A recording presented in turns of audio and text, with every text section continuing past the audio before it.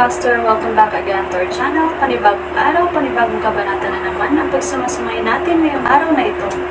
At kung bago ka sa ating channel, pag-click ang subscribe button and hit the notification bell para updated kayo sa ating mga susunod na videos.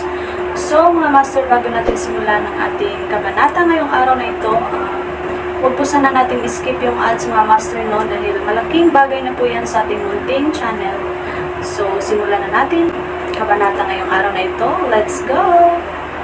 Kabanata 851 hanggang 870. Kabanata 851. Ang mga Johnston ay isa sa mga pamilyang bumubuo sa Ancient Four. Natunton ng mga pamilyang ito ang kanilang angkan sa mga punong opisyal ng korte ng prinsipe ng Orchidias 1,000 taon na ang nakalilipas. Mula noong unang panahon, ang mga Johnston ay isang pamilya na umiikot sa martial arts. Ang bawat miyembro ng pamilya ay kinakailangang magsanay nito. Sa kasamaang palad, talento pa rin ang determinadong salik sa kung hanggang saan ang mararating ng isang tao at kung gaano kahusay ang gaganap sa martial arts. Dahil dito, hindi lahat ng individual ay kayang umakyat sa tuktok. Ang emperador ay isa sa gayong tao sa kanilang pamilya. Sa kabila ng kanyang katayuan at pamana bilang isang Johnston, wala siyang kahit anong talento. Ang hangin, ulan, kulog, at kidlat ay mga pangunahing opisyal na partikular na dinala ng mga Johnston. Sa buong taon, sinaliksik ng mga Johnston ang mundo para sa mga partikular na mahuhusay na ulila sa pag-asang mapangalagaan ang kanilang mga talento mula sa murang edad at may pasok sila sa kulungan.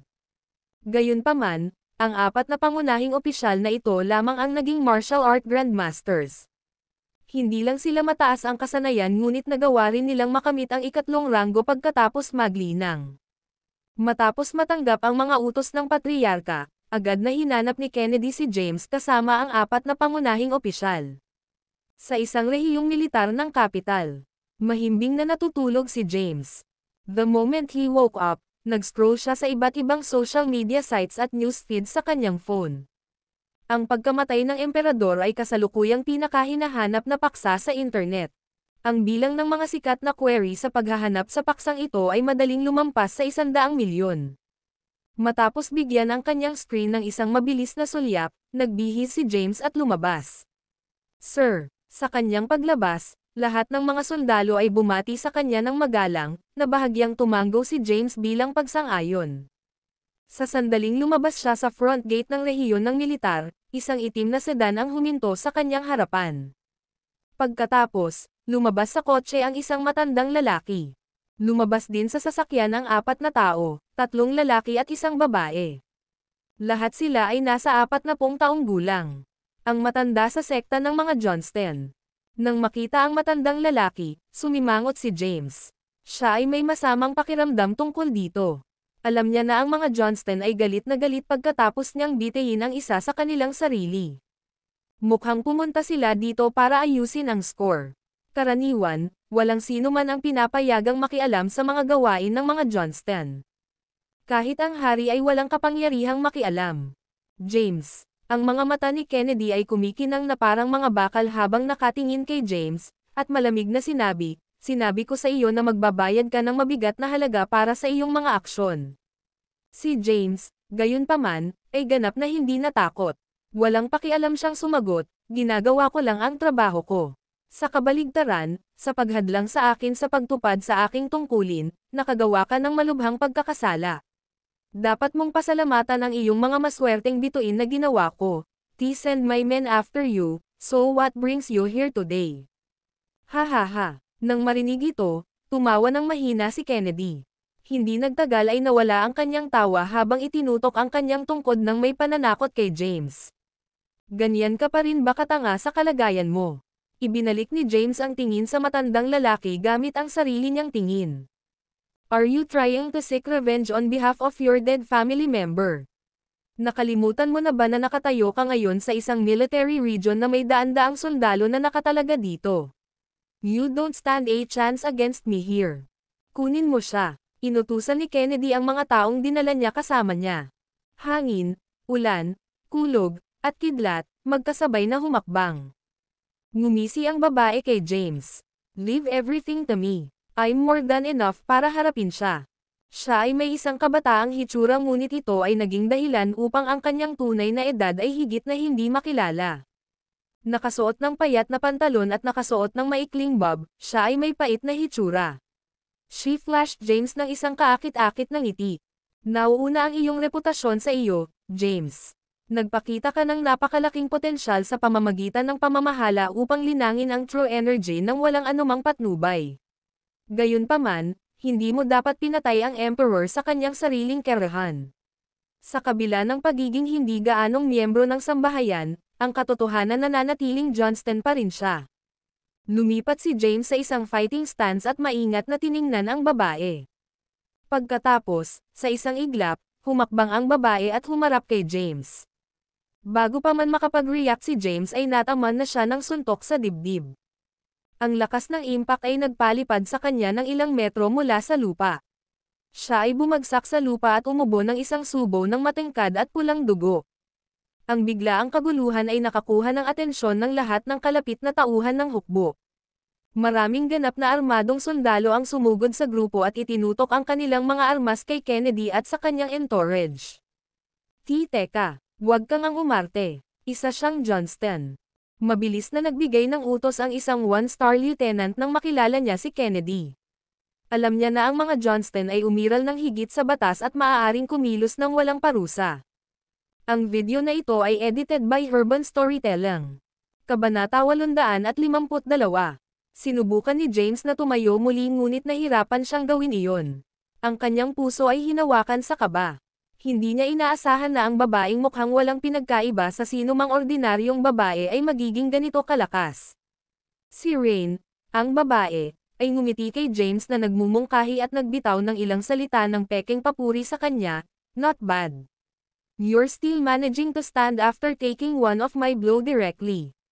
Unfortunately for you, I was only using 30% ng lakas ko doon. I wonder if you'll still be in one piece after I strike you with 50% of my strength." Habang sinasabi niya iyon, muli niyang hinanda ang sarili at umabant. Naikuyom ni James ang kanyang mga kamao at tumalon din sa kanya. Nagsalpukan ang kanilang mga kamao. Sa sandaling magkaepekto ang kanilang mga kamao sa isa't isa, naramdaman ni James na para siyang tinamaan ng kidlat. Naparalisa ang kanyang braso, at ang enerhiya ng dugo sa kanyang katawan ay parang kumulo. Ilang sandali pa, umubo siya ng isa pang malaking subo ng dugo. Ang matinding puwersa ay nagpalipad sa kanya muli at nagpabagsak sa kanya sa lupa. Sa pagkakataong ito, gayunpaman, hindi na siya makabangon. Nang masaksihan ito, ang mga sundalo sa di kalayuan ay nagtinginan sa isa't isa ng may takot. Hindi sila nang ahas na makialam. Napangiti si Kennedy. "Pathetic. Kunin mo siya." Lumapit si Amon sa malubhang na sugatan na si James. Pagkatapos, sa ilalim ng nagbabantay na tingin ng mga sundalo, kinaladkad niya si James palayo at inihagis siya sa trunk ng sedan. Tapos, umalis na sila. Nagkatinginan ang mga sundalo sa may tarangkahan ng rehiyon ng militar, hindi sigurado kung paano magpapatuloy. "Ano ang dapat nating gawin ngayon, Ginoo? Ano pa ang magagawa natin bukod sa iulat ang nangyayari sa mga nakatataas? Wala na tayong magagawa." Naiintindihan. Matapos tamaan ng mga suntok ni Rain, nagkaroon ng malaking pinsala si James at nawalan ng malay. Sa oras na siya ay nagkamalay, natagpuan niya ang kanyang sarili sa isang madilim, mamasa-masa sa lugar. Sinubukan niyang bumangon upang mas maunawaan ang kanyang paligid. Gayunpaman, ang matinding sakit sa buong katawan ay naging dahilan upang hindi siya makakilos. Bigla niyang narinig ang yabag ng paa at inangat niya ang ulo niya. Ang mga yapak ay walang iba kundi si Kennedy. Tumayo si Kennedy sa labas ng selda at malamig na tiningnan siya. "Kung ayaw mong magdusa, iminumungkahi kong iluwa mo ang katotohanan." Nakasuot ng masakit na ekspresyon, nanatiling tahimik si James. Tanong ni Kennedy, "Alam kong hindi mo pa nakilala ang mga Kaidan. Saan mo nakuha ang iyong mga kamay sa internal cultivation method?" Gustong malaman ni Kennedy kung paano nalilinang ni James ang tunay na enerhiya. Kung ibinunyag ni James na ang mga Kaidan ang siyang nagbigay ng kaalaman sa kanya, ito ay nagtapos na. Ang mga gawain ng mga Kaidan ay naisagawa na. "You old be ****, pagmumura ni James. "Mas mabuting siguraduhin mong ikulong mo ako ng mahigpit dito. Kapag nakatakas ako, gagamitin ko ang Blade of Justice para hiwain ang katawan mo ng spaghetti. Matigas ang ulo, hindi ba? Napangisi si Kennedy sa walang laman na banta. Pagkatapos ay itinuro niya ang kanyang daliri kay James, at isang hindi nakikitang puwersa ang tila tumama sa nasugatan na lalaki. Napakulot at namilipit si James sa lupa sa matinding paghihirap. Hindi na tinanong ni Kennedy si James at tumalikod na lang para umalis. Sa isang patio ng punong tanggapan ng mga Johnston, isang matandang lalaki ang nasa kalagitnaan ng paggawa ng martial arts squat. Lumapit sa kanya si Kennedy at magalang na yumuko. Hades, ayaw magsalita ni James. Tumingin si Hades ng diretso at nagtanong, nakakalat ka ba ng pagkakahuli ni James? I have informed the Cadence. I told them we'll kill James if they don't come for him before sunset. Ma'am, tumango si Hades. Kailangan nating babantayan mabuti ang mga Caden. Ipagdasal natin ang palasyo ng Diyos Haring ay walang kinalaman sa kanila. Kung mangyayari ito, nagdudulot ito ng kaguluhan para sa iba pang pamilya ng Ancient Four. Nangangahulugan ito na determinado silang alisin ang iba sa atin. Ang video na ito ay edited by Urban Storytelling. Kabanata 853. Sa Cadence, isang matandang lalaki at isang binibini ang naglalaro ng chess. Nakasuot ng suot ang matandang lalaki, na mukhang nasa edad 60. Mukhang nasa 20s na ang dalaga. Nakasuot siya ng puting damit at ang kanyang ulo ay pinalamutian ng puting tiara. Ang kanyang makinis na balat ay nagambag sa kagandahan ng kanyang pinong mga tampok sa mukha. Para siyang isang napakagandang inukit na estatwa ng isang immortal na diwata na binigyan ng buhay. Maraming nangyari kagabi. Nagsalita ang matandang lalaki sa isang offhand tone habang pinag-iisipan ang susunod niyang gagawin. Ma'am, tahimik na sumagot sa kanya ang dalagang nakaputi. Ang Emperor, ang pinuno ng 5 Commander-in-Chief ay pinatay gamit ang Blade of Justice at ang nagsagawa ng hatol na iyon. Napatingin ang dalaga sa matandang lalaki. Nang makitang hindi nagbabago ang kanyang ekspresyon, nagpatuloy siya. Ang nagsagawa ng kanyang paghatol ay si James, ang apo ni Thomas Caden. Tumawag sa akin ang mga Johnston kanina. Ipinaalam nila sa akin na nahuli nila si James at tinanong ako kung saan nakatayo ang mga Caden sa isyong ito. Sinabi rin nila sa akin na papatayin nila si James kung ang mga Caden. Huwag mo siyang puntahan sa ari-arian ng mga Johnston sa paglubog ng araw. Nagtataka ang matandang lalaki kay Thea. Ano sa tingin mo ang dapat kong gawin? Natahimik sandali ang dalaga bago bumuka ang bibig para sumagot. Bumaling si Thomas Caden sa kanyang pamilya at bilang isang resulta, ay tinanggihan.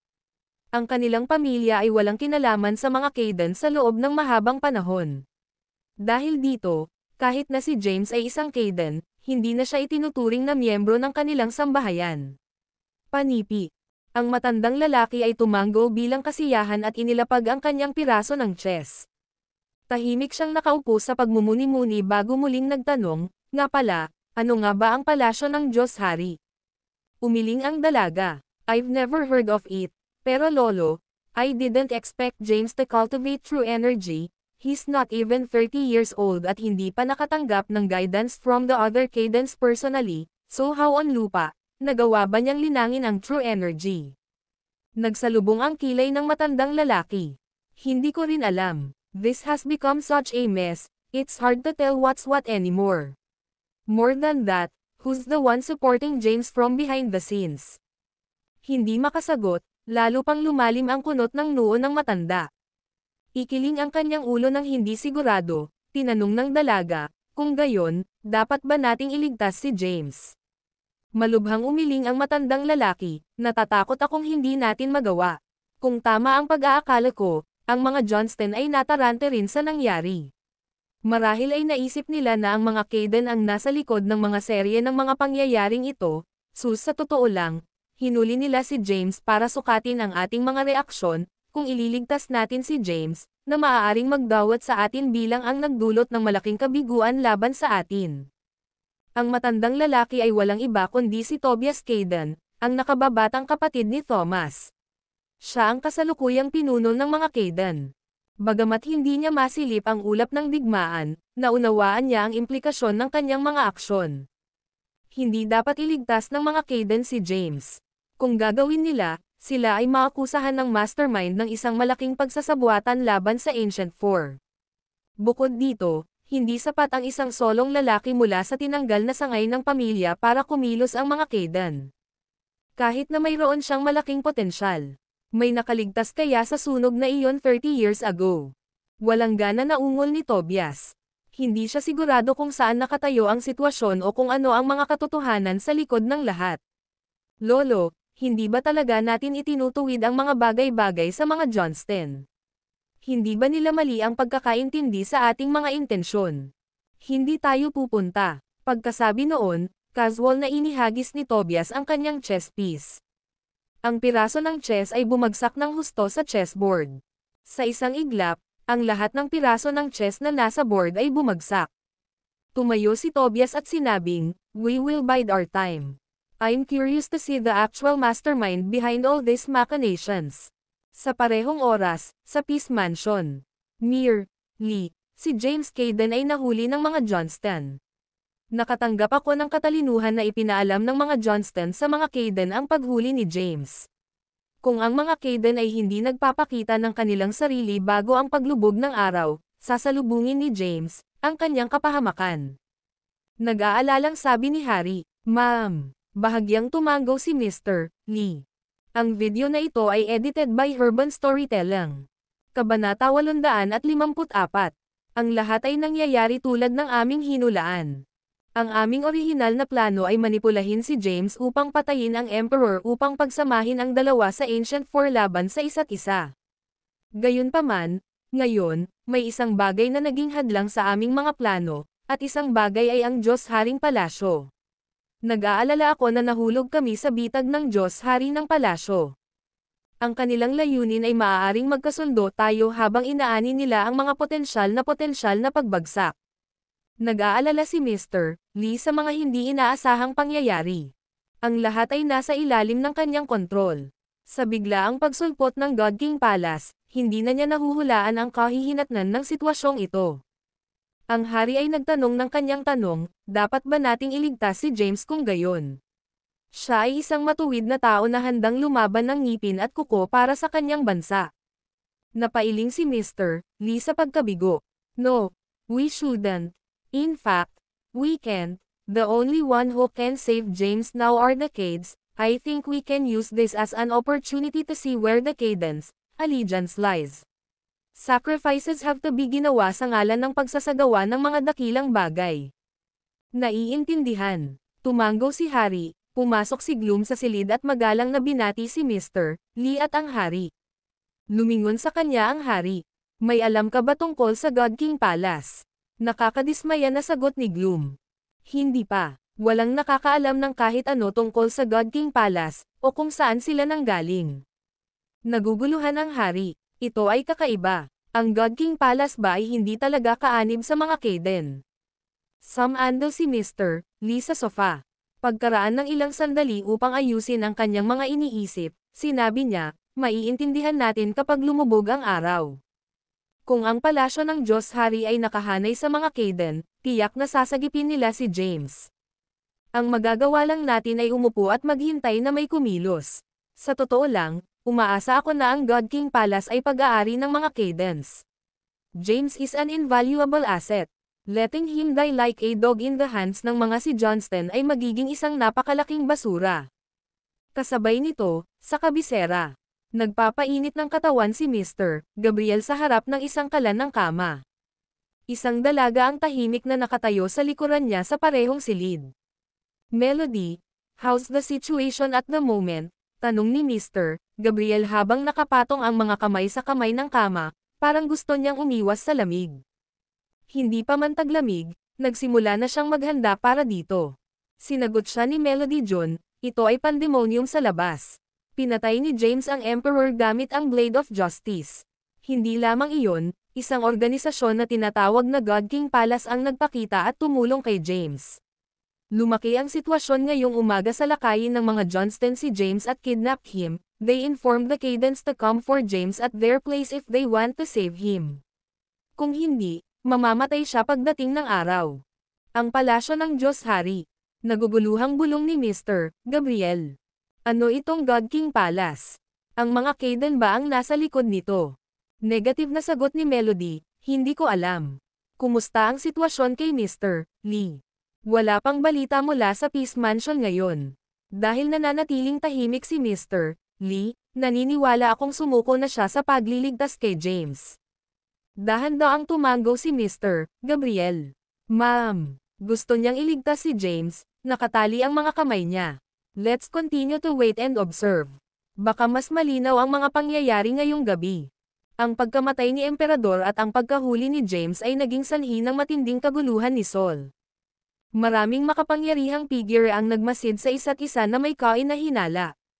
Samantala, ang ilan sa mga pamilya tulad ni Yates, Graysons, at Lawsons ay nananatiling neutral sa ngayon at binibigyang pansin ang sitwasyon. Ang labanan sa kapangyarihan ay makakaapekto sa pampulitikang dinamika sa kabisera. Wala pang gustong i-hedge ang kanilang mga taya sa alinmang panig. Hindi habang magulo pa ang sitwasyon. At the same time, sa isang hotel room. Sa sandaling bumalik si Thomas, isang lumapit sa kanya si Thea. Anong nangyayari ngayon? Nakasuot ng malungkot na ekspresyon, sinabi ni Thomas, hindi maganda ang nangyayari.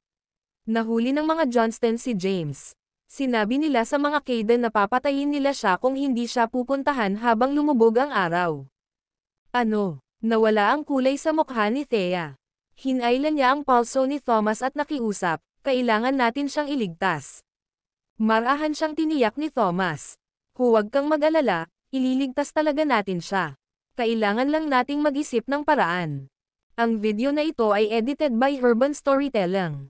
Kabanata 855. Nang marinig niya na nahuli si James, ang puso ni Thea ay lumubog sa kanyang dibdib. Lumingon siya kay Thomas, nakikiusap sa kanya para sa kanyang tulong. Umupo si Thomas sa sofa at hinimas ang kanyang baba. Siya ay malalim sa pagmumuni-muni. Maya-maya, nagangat ulit siya ng tingin kay Thea. Nakaramdam si Thea ng panginginig sa kanyang gulugad habang tinitigan siya ni Thomas. Wearing a distrustful expression, Thea asked, anong tinitingin-tingin mo sa akin? Ngumiti si Thomas ng nakakaloko. May plano ako. Ha? Anong plano? Bigyan mo ako ng 1 minuto, mangyaring. Tumayo si Thomas at lumabas ng kwarto. Umupo si Thea sa sofa at matiyagang naghintay. Makalipas ang kalahating oras, bumalik si Thomas na may dalang maskara ng tao sa kanyang kamay. Halika dito, please. Lumapit si Thea kay Thomas at nag-aalalang tumingin sa kanya. Mabilis na ikinabit ni Thomas ang maskara ng tao sa mukha ni Thea. Biglang nagbago ang itsura ni Thea. Nang matitigan niya ang kanyang refleksyon sa malapit na salamin, nakita ni Thea na tuluyan nang nagbago ang kanyang mukha. Gayunpaman, ang kanyang mga tampok sa mukha ay kasing pino tulad ng dati. Ano ang ambisyoso ang mga mata ni Thomas? Simula ngayon, Maxine Kaden na ang itatawag sa'yo. Maxine Kaden. Natigilan si Thea nang marinig ang apelyido. Tumanggo si Thomas. Tama, pakitandaan ang iyong pagkakakilanlan. Isa ka na ngayong Kaden, apo ni Tobias Kaden, kung tutuusin. Pupunta ka kay Johnstons at hihilingin sa kanila na ibigay sa iyo si James. Huwag kang mag-alala dahil magkakaroon ka ng 4 na dakilang tagapagtanggol ng Diyos Haring Palasyo sa tabi mo. Pero ako ba ang bahala sa gawain? Nanginginig si Thea. Alam niya kung ano ang ganap na kaya ng mga Johnston. Ang kanilang pamilya ay kilala sa pagkakaroon ng maraming miyembro na may mataas na kasanayan sa martial arts. Kagabi, kinailangan niya ang lahat ng lakas ng loob niya para mapanatili ang kanyang harapan. Ngayon, nag-aalala siya na mabibigo siya kung iligtas niya si James. Tinapik ni Thomas ang kanyang balikat at sinabing, nasa kamay mo ang kapalaran ni James. Matapos siyang iligtas, sa wakas ay makakabalik ka na sa Kensington kasama niya. Okay, pumayag si Thea sa pangakong babalik sa Kensington kasama ang lalaking mahal niya. Maghahanda ako ng disguise para sa iyo. Pagkasabi niya noon ay mabilis siyang lumabas ng kwarto para simulan ang paghahanda. Bumalik siya sa loob ng 2 oras na may dalang vintage dress kasama ang kanilang mga palamuti at iniabot kay Thea. Pagkatapos magpalit, ibang tao na talaga si Thea. Walang natitira na maaaring makilala siya bilang Thea Callahan. Tandaan mo, Huwag kang magtatagal sa Johnstons pagkatapos mong ilabas si James. Huwag kang magsalita ng kahit ano sa kanya. Ang trabaho mo ay ilabas siya doon ng ligtas. Binalaan siya ni Thomas. Dahil nag-aalala siyang baka masira ni Thea ang kanyang mga plano, naglaan siya ng oras upang i-drill ang katotohanan sa kanyang ulo. Pinagtuunan ng pansin ni Thea ang bawat salita niya. Buong araw na ginagaya ni Spe ang ugali at estilo ng paglalakad ni Maxine Caden sa hotel. Ipinakita pa ni Thomas sa kanya ang ilang litrato ng kanilang miyembro ng pamilya ni Johnston. Iyon ay dahil ang tunay na Maxine Caden ay kilala sa ilan sa mga Johnston.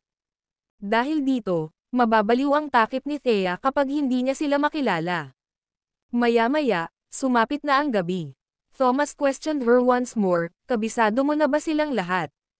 Tumango si Thea. Oo, sige na, nakuha ko. Pagkaalis ni Thea, dumilim ang mukha ni Thomas. Inilabas niya ang kanyang telepono at tiningnan ang oras. Pagkatapos, lumabas na rin siya.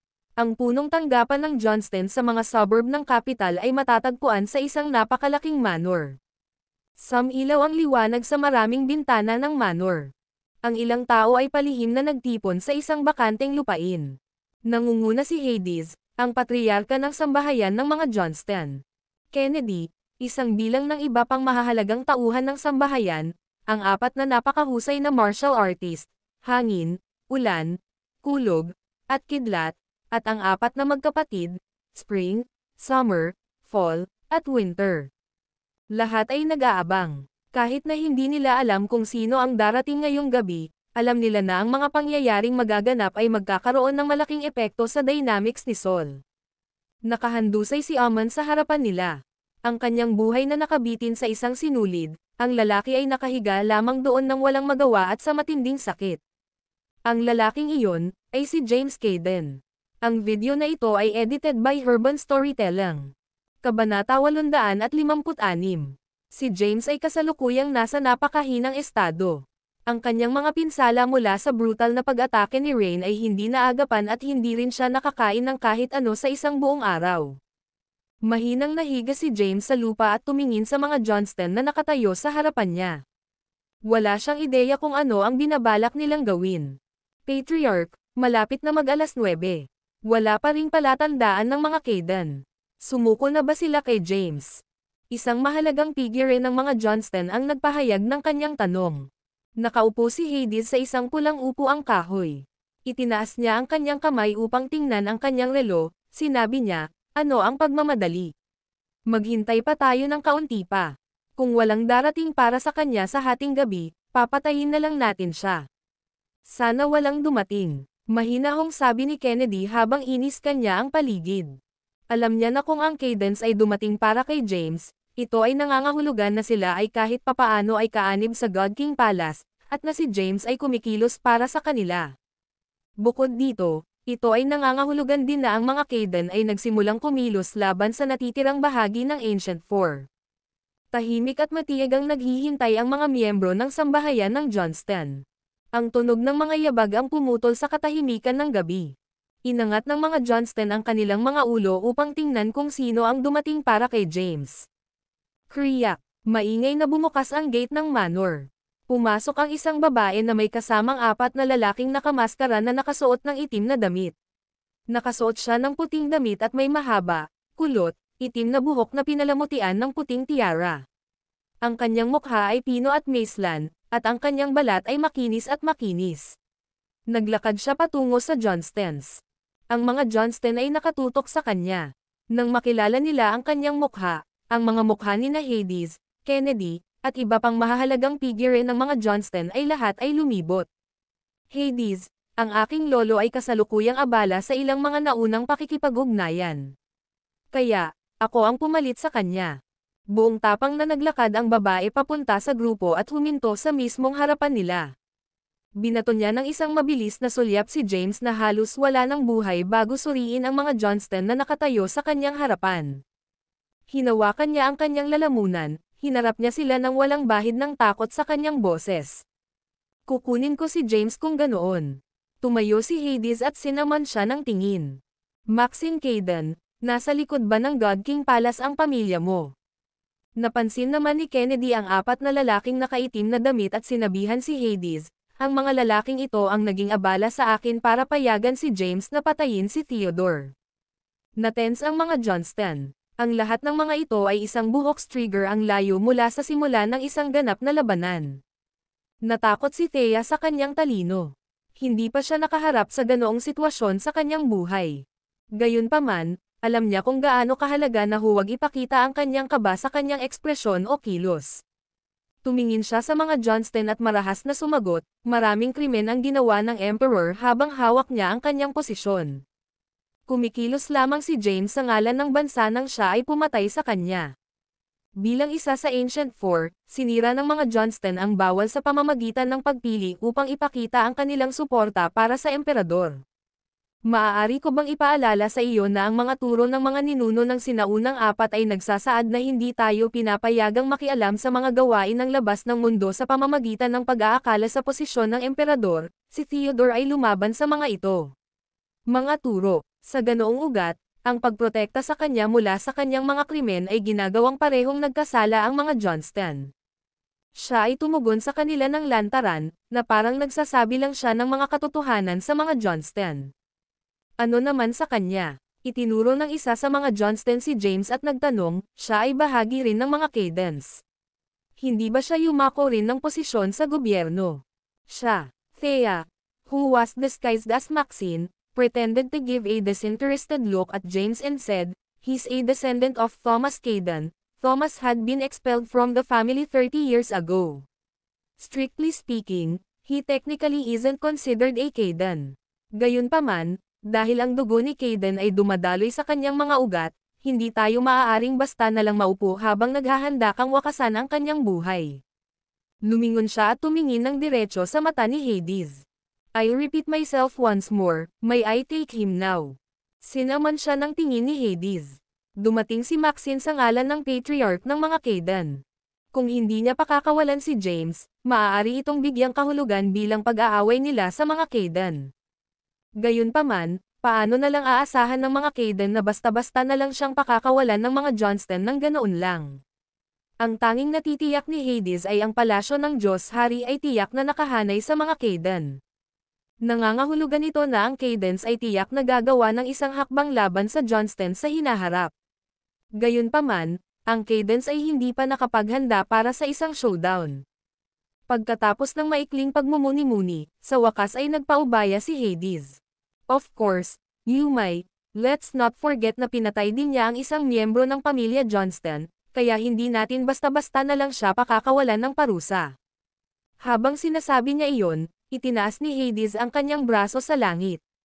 Ang mga thread ng malakas na enerhiya ay natipon at umikot sa kanyang mga palad, na binuhat si James sa hangin. Pagkatapos, hinampas ng mga palad ni Hades ang hangin. Aaagh. Napaungol si James sa sakit. Pagkatapos, bumagsak siya sa lupa at nawalan ng malay. Ikaw. Pinandilatan siya ni Thea, nag-aapoy ang mga mata sa galit. Napaatras siya ng ilang hakbang habang ang apat na lalaking nakaitim na damit ay humakbang at sumugod patungo sa Johnstons. Nang makita ito, ang hangin, ulan, kulog, at kidlat, ay kumikilos din.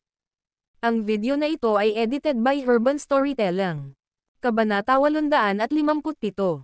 Ang apat na dakilang tagapagtanggol ng palasyo ng Diyos Hari ay nakipagsagupaan ng husto laban sa mga disipulo ng mga Johnston. Ang apat na mahusay na tagapagtanggol ay pinalipad sa pamamagitan ng shockwave ng banggaan. Pagkalapag sa lupa, nagmamadali silang umatras ng ilang hakbang. Samantala, ang hangin, ulan, kulog, at kidlat ay nakatayo na parang hindi sila naapektuhan. Ito ay maliwanag na ang apat na dakilang tagapagtanggol ay ang mas mahina sa dalawang partido. Pinaikit ni Thea ang kanyang mga mata. Ipapaliwanag ko ba ito bilang ang Jolanstons ay lantarang nakikipag-away sa mga Caden?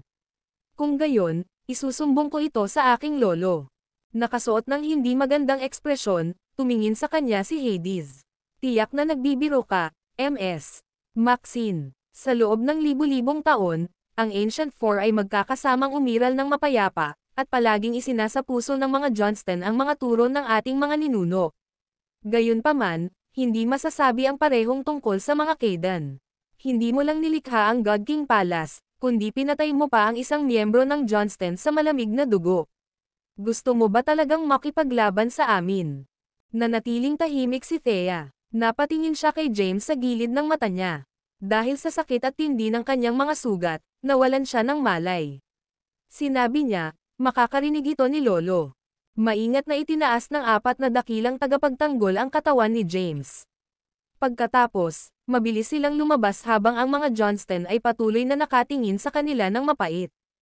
Nakasuot ng malungkot na ekspresyon, tinanong ni Kennedy, Patriarch, hinahayaan ba talaga natin silang mag-waltz ng scot-free? Mataimtim na sagot ni Hades, mukhang determinadong mag-strike muna ang mga Kaydan. Pakiramdam ko ay malapit nang bumagsak ang kaguluhan sa kabisera. I wonder kung anong ranggo ng internal martial arts na naabot ng Patriarch ng mga Kaydan. Ang isa sa mga kilalang miyembro ng Johnston na naruroon ay mabilis na tumugon, naniniwala ako na nakamit niya ang isang malaking ranggo. Sa ngayon, dapat ay nabuksan na nila ang mga sikreto ng Moonlit Flowers sa Cliffside's Edge. Malaya kayong umalis ngayon. Ikinaway ni Hades ang kanyang kamay bilang pagpapaalis. Kinarga ni Thea ang walang malay na si James sa isang itim na sedan. Sinuri ng isa sa mga lalaking nakasuot ng itim ang kanyang mga sugat. Nag-aalalang tanong ni Thea, kamusta siya? Ang lalaki ay nagsalita sa paos na boses, siya ay malubhang nasugatan. Bago pa tuluyang gumaling ang kanyang mga naunang pinsala, nawasak ang kanyang mga meridian at ang tunay na enerhiya na kanyang nilinang ay pilit na ikinalat sa kanyang katawan. Sa proseso, kinuha ng kanyang sariling mga organo ang pinakamabigat na puwersang inilabas ng true energy. Kailangang madala siya kaagad sa ospital kung hindi ay mas malalagay sa panganib ang kanyang buhay. Ano? Nang mapagtanto niyang malaki ang posibilidad na mamatay si James, namutla ang mukha ni Thea. Napalingon siya sa 4, mahusay na tagapagtanggol. Eh di ba mga martial arts expert kayo? Wala ka bang magagawa para tulungan siya?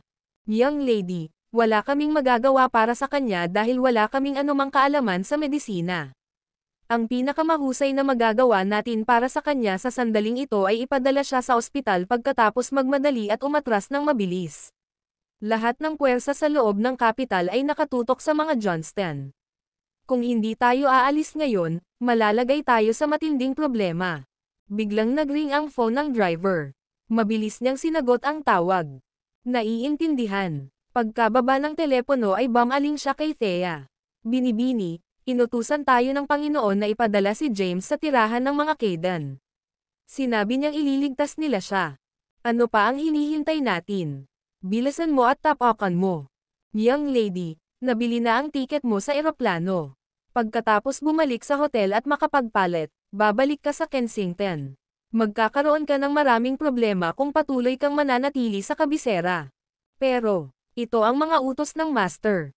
Sige na. Bumantong hininga si Thea at walang ganang tumango. Sabay sa Johnstons. Sa conference room ng Johnstons. Ang mga mahahalagang figure ng mga Johnston ay tinatalakay ang sitwasyon. Ang pinaniniwalaan nilang si Maxine Kayden ay humarap sa kanila para iligtas si James. Gayunpaman, bago siya maalis ng mapayapa, pilit na pinahiwa-hiwalay ni Hades Johnston ang lahat ng crew. Enerhiya James ay nilinang at baldado sa kanya bilang isang resulta. Sa pagkakataong ito, ang nanguna sa talakayan ay hindi ang patriarka ng mga Johnston, si Hades. Sa halip, ito ay isang mas matandang lalaki na mukhang may edad na. Ang kanyang mukha ay payat, at ang kanyang mga mata ay wala ng lahat ng emosyon. Siya ang Grand Patriarch ng mga Johnston, ang pinakamakapangyarihang individual sa sambahayan. Siya ay nasa closed-door meditation sa lahat ng oras na ito. Dahil sa mga pangyayaring naganap, wala siyang nagawa kundi ang magpakita. Ang kapalaran ng mga Johnston ay nakasalalay sa kanyang mga balikat. Sa silid-aklatan ng patio ng mga Johnston. Ang silid-aklatan na matatagpuan sa looban ay ang closed-door meditation sanctuary ng Johnstons, Grand Patriarch. Sa kasalukuyan, iniwan niya ang kanyang meditative state upang magdaos ng isang pagpupulong ng pamilya. Isang lalaking nakamaskara na nakasuot ng itim na balabal ang tumalon mula sa isang puno na di kalayuan at napadpad sa silid. Dahan-daang itinulak ang pinto, mabilis siyang pumasok sa silid at isinara ang pinto. Ang video na ito ay edited by Urban Storytelling. Kabanata 858. Pagkapasok sa library, hinalungkat niya ang mga istant. Gayunpaman, hindi niya mahanap ang kanyang hinahanap. Nasaan na? Bulong niya. Nakatayo sa gitna ng library, inis kanya ang paligid. Tapos, may napansin siyang straw mat. Naglakad siya papunta sa mat at umupo dito. Nakatuon ang tingin sa harap niya, diretso siyang tumingin sa harapan. Parang may bigla siyang na-realize, agad siyang tumayo at naglakad papunta sa estant na nasa harapan niya. Nang tumayo siya sa harap ng istant, tumingin siya sa lupa. Oo naman, may mga bakas ng shelf na inilipat. Marahan niyang itinulak ang istant. Sa halos hindi marinig na pag-click, isang lihim na pinto ang nagsiwalat. Napaawang ang labi ng lalaki sa sarap. Mabilis siyang naglakad papunta sa pinto at binuksan iyon. May itim na box sa likod ng pinto.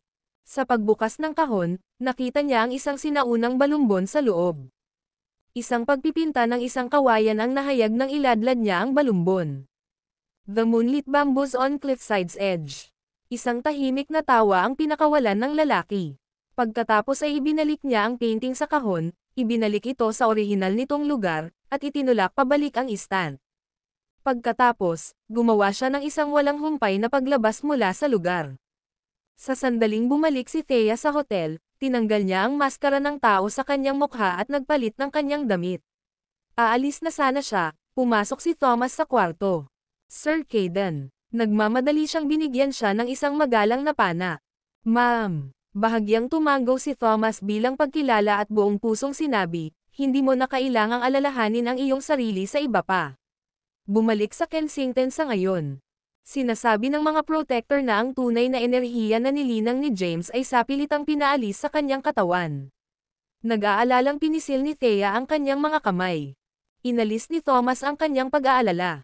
Huwag kang mag-alala, ipinadala na namin siya sa Cadence. Hindi nila hahayaang mamatay siya ng walang kabuluhan. Binigyan siya ni Thea ng nagtatakang tingin. Bakit hindi mo niligtas si James? Sigurado akong kaya mo yan. Ang kailangan mo lang gawin ay bumalik sa Kensington at maghintay doon ng matyaga tulad ng isang mabuting, maliit na batang babae. Babalik siya sa tabi mo bago mo malaman. Ang kawalan ng sagot ni Thomas ay walang nagawa upang matugunan ang mga tanong ni Thea o mapawi ang kanyang mga pagdududa. Iginuhit niya ang kanyang mga labi sa isang manipis na linya at nagbigay ng tugon, sige, babalik ako. Umalis ka na. Pinaalis siya ni Thomas. Pagkaalis ni Thea, tinanggal ni Thomas ang kanyang itim na jacket at inilabas ang isang sinaunang scroll mula sa bulsa nito. Binuksan niya ang scroll at inilapag sa mesa. Pagtingin sa painting, sumilay ang ngiti sa kanyang mukha. The moonlit bamboos on cliffside's edge. Gaano kaakit-akit. Halos hindi maitago ni Thomas ang saya na nararamdaman. Maya-maya lang ay may kumatok sa pinto. Matapos itago ang balumbon, tinawag niya ang sinumang nasa pintuan, maaari kang pumasok.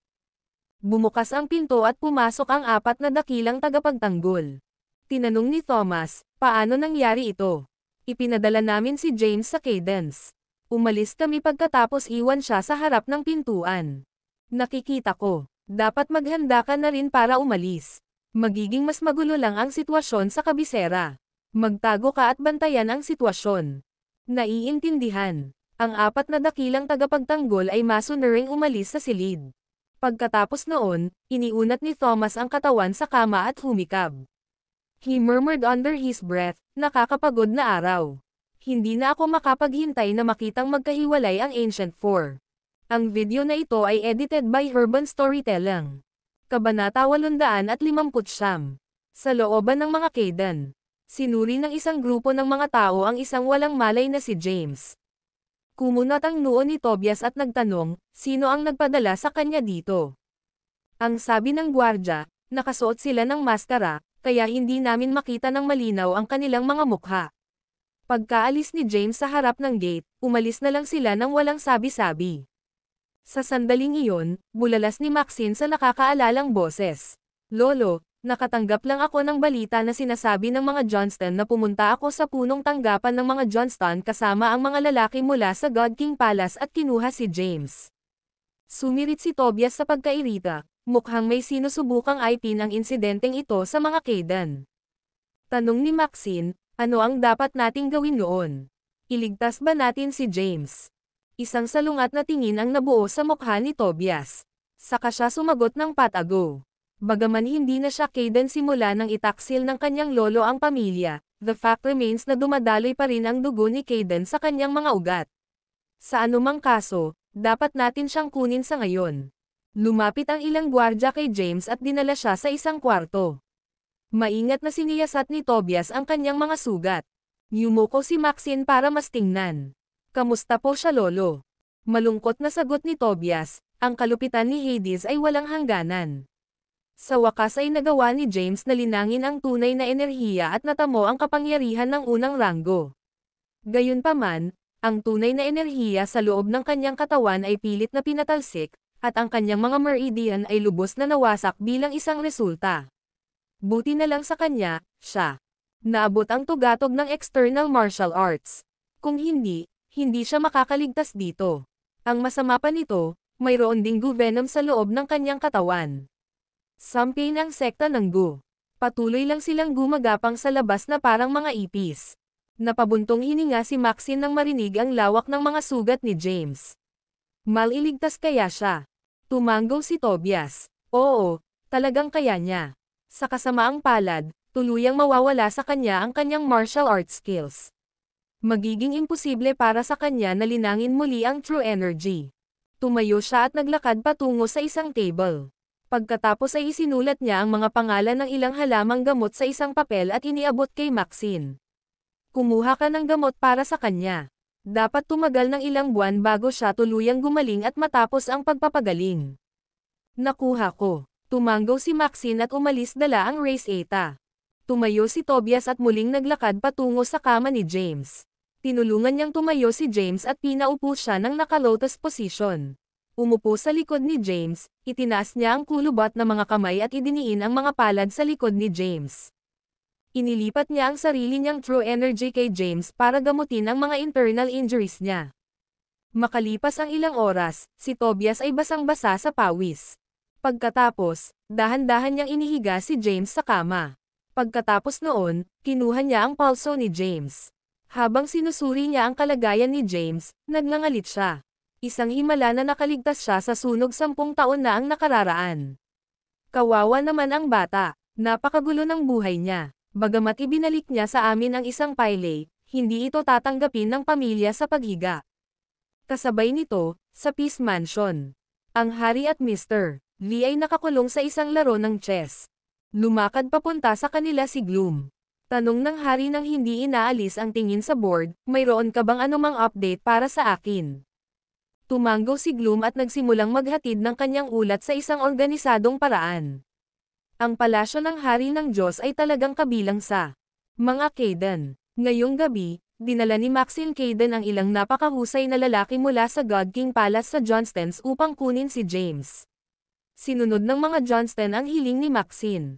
Gayunpaman, siniguro ni Hades na sasaktan si James nang hindi na mababawasan bago siya kinuha ng God King Palace. Tulad ng inaasahan, huminga ng malalim ang hari. Ano ang ginagawa ng mga Kayden? Inikat ang piraso ng chess sa kanyang kamay, tumangala si Mr. Lee kay Gloom at hinimok siya, sabihin sa amin ang higit patungkol sa mga detalye. Nagbigay ang Gloom ng isang detalyadong rundown ng mga kaganapan na naganap sa Johnstons. Si Maxine Kayden ba talaga iyon? Pinagdikit ni Mr. Lee ang kanyang mga labi. Affirmative. Ang mga tauhan ng God King Palace ay nakipaglaban sa 4 na eksperto ng Johnston. Bagamat medyo mahina ang 4 na mahusay na tagapagtanggol, mayroon silang pagkakataong lumaban laban sa 4 na eksperto kung ilalagay nila ang kanilang buhay sa linya. Gaano ka-curious? Tinapik ni Mr. Lee ang kanyang daliri sa piraso ng chess. Kilalang-kilala niya si Tobias Kayden. Sa totoo lang, pareho silang mabuting kaibigan sa isa't isa. Labis niyang batid na si Tobias ay isang tao na mas gugustuhin na manatili sa gilid upang maiwasan ang anumang pagkakasangkot sa mga gawain ng panlabas na kaharian. Kaya saan ba talaga nanggaling ang palasyo ng Diyos Hari? Pagkatapos ng ilang maikling pagmumuni-muni, ibinuka niya ang kanyang bibig. Nga pala, si James ba ay kasalukuyang nasa Cadence? Tumanggo si Gloom. Oo, nakuha ko. Na-dismiss ka. Kinawayan ni Mr. Lee si Gloom. Yumuko si Gloom at lumabas ng kwarto. Tumingin ang hari kay Mr. Lee at itinaas ang kanyang kilay. Ano ang susunod nating gagawin? Si Mr. Lee ay nagbigay ng maraming pagsasaalang-alang sa tanong bago sumagot. Bisita tayo bukas sa mga Kayden. Makikita natin kung ano ang kalagayan ni James habang sabay na tumitingin sa posisyon ng mga Kayden. Kung ang mga Kayden ay handa na ihanay ang kanilang mga sarili sa akin, ito ay magiging hindi kapanipaniwala. Sana wala silang sariling plano. Ang video na ito ay edited by Herban Storytelling. Kabanata 860. Nakarating na rin sa pandinig ni G. Gabriel ang mga pangyayari sa Johnstons. Alam na ngayon ni Mr. Gabriel nang may katiyakan na ang God King Palace ay kaanib sa mga Kayden at na si Maxine Kayden ang humiling na palayain si James. Si Mr. Gabriel ay may katulad na plano kay Mr.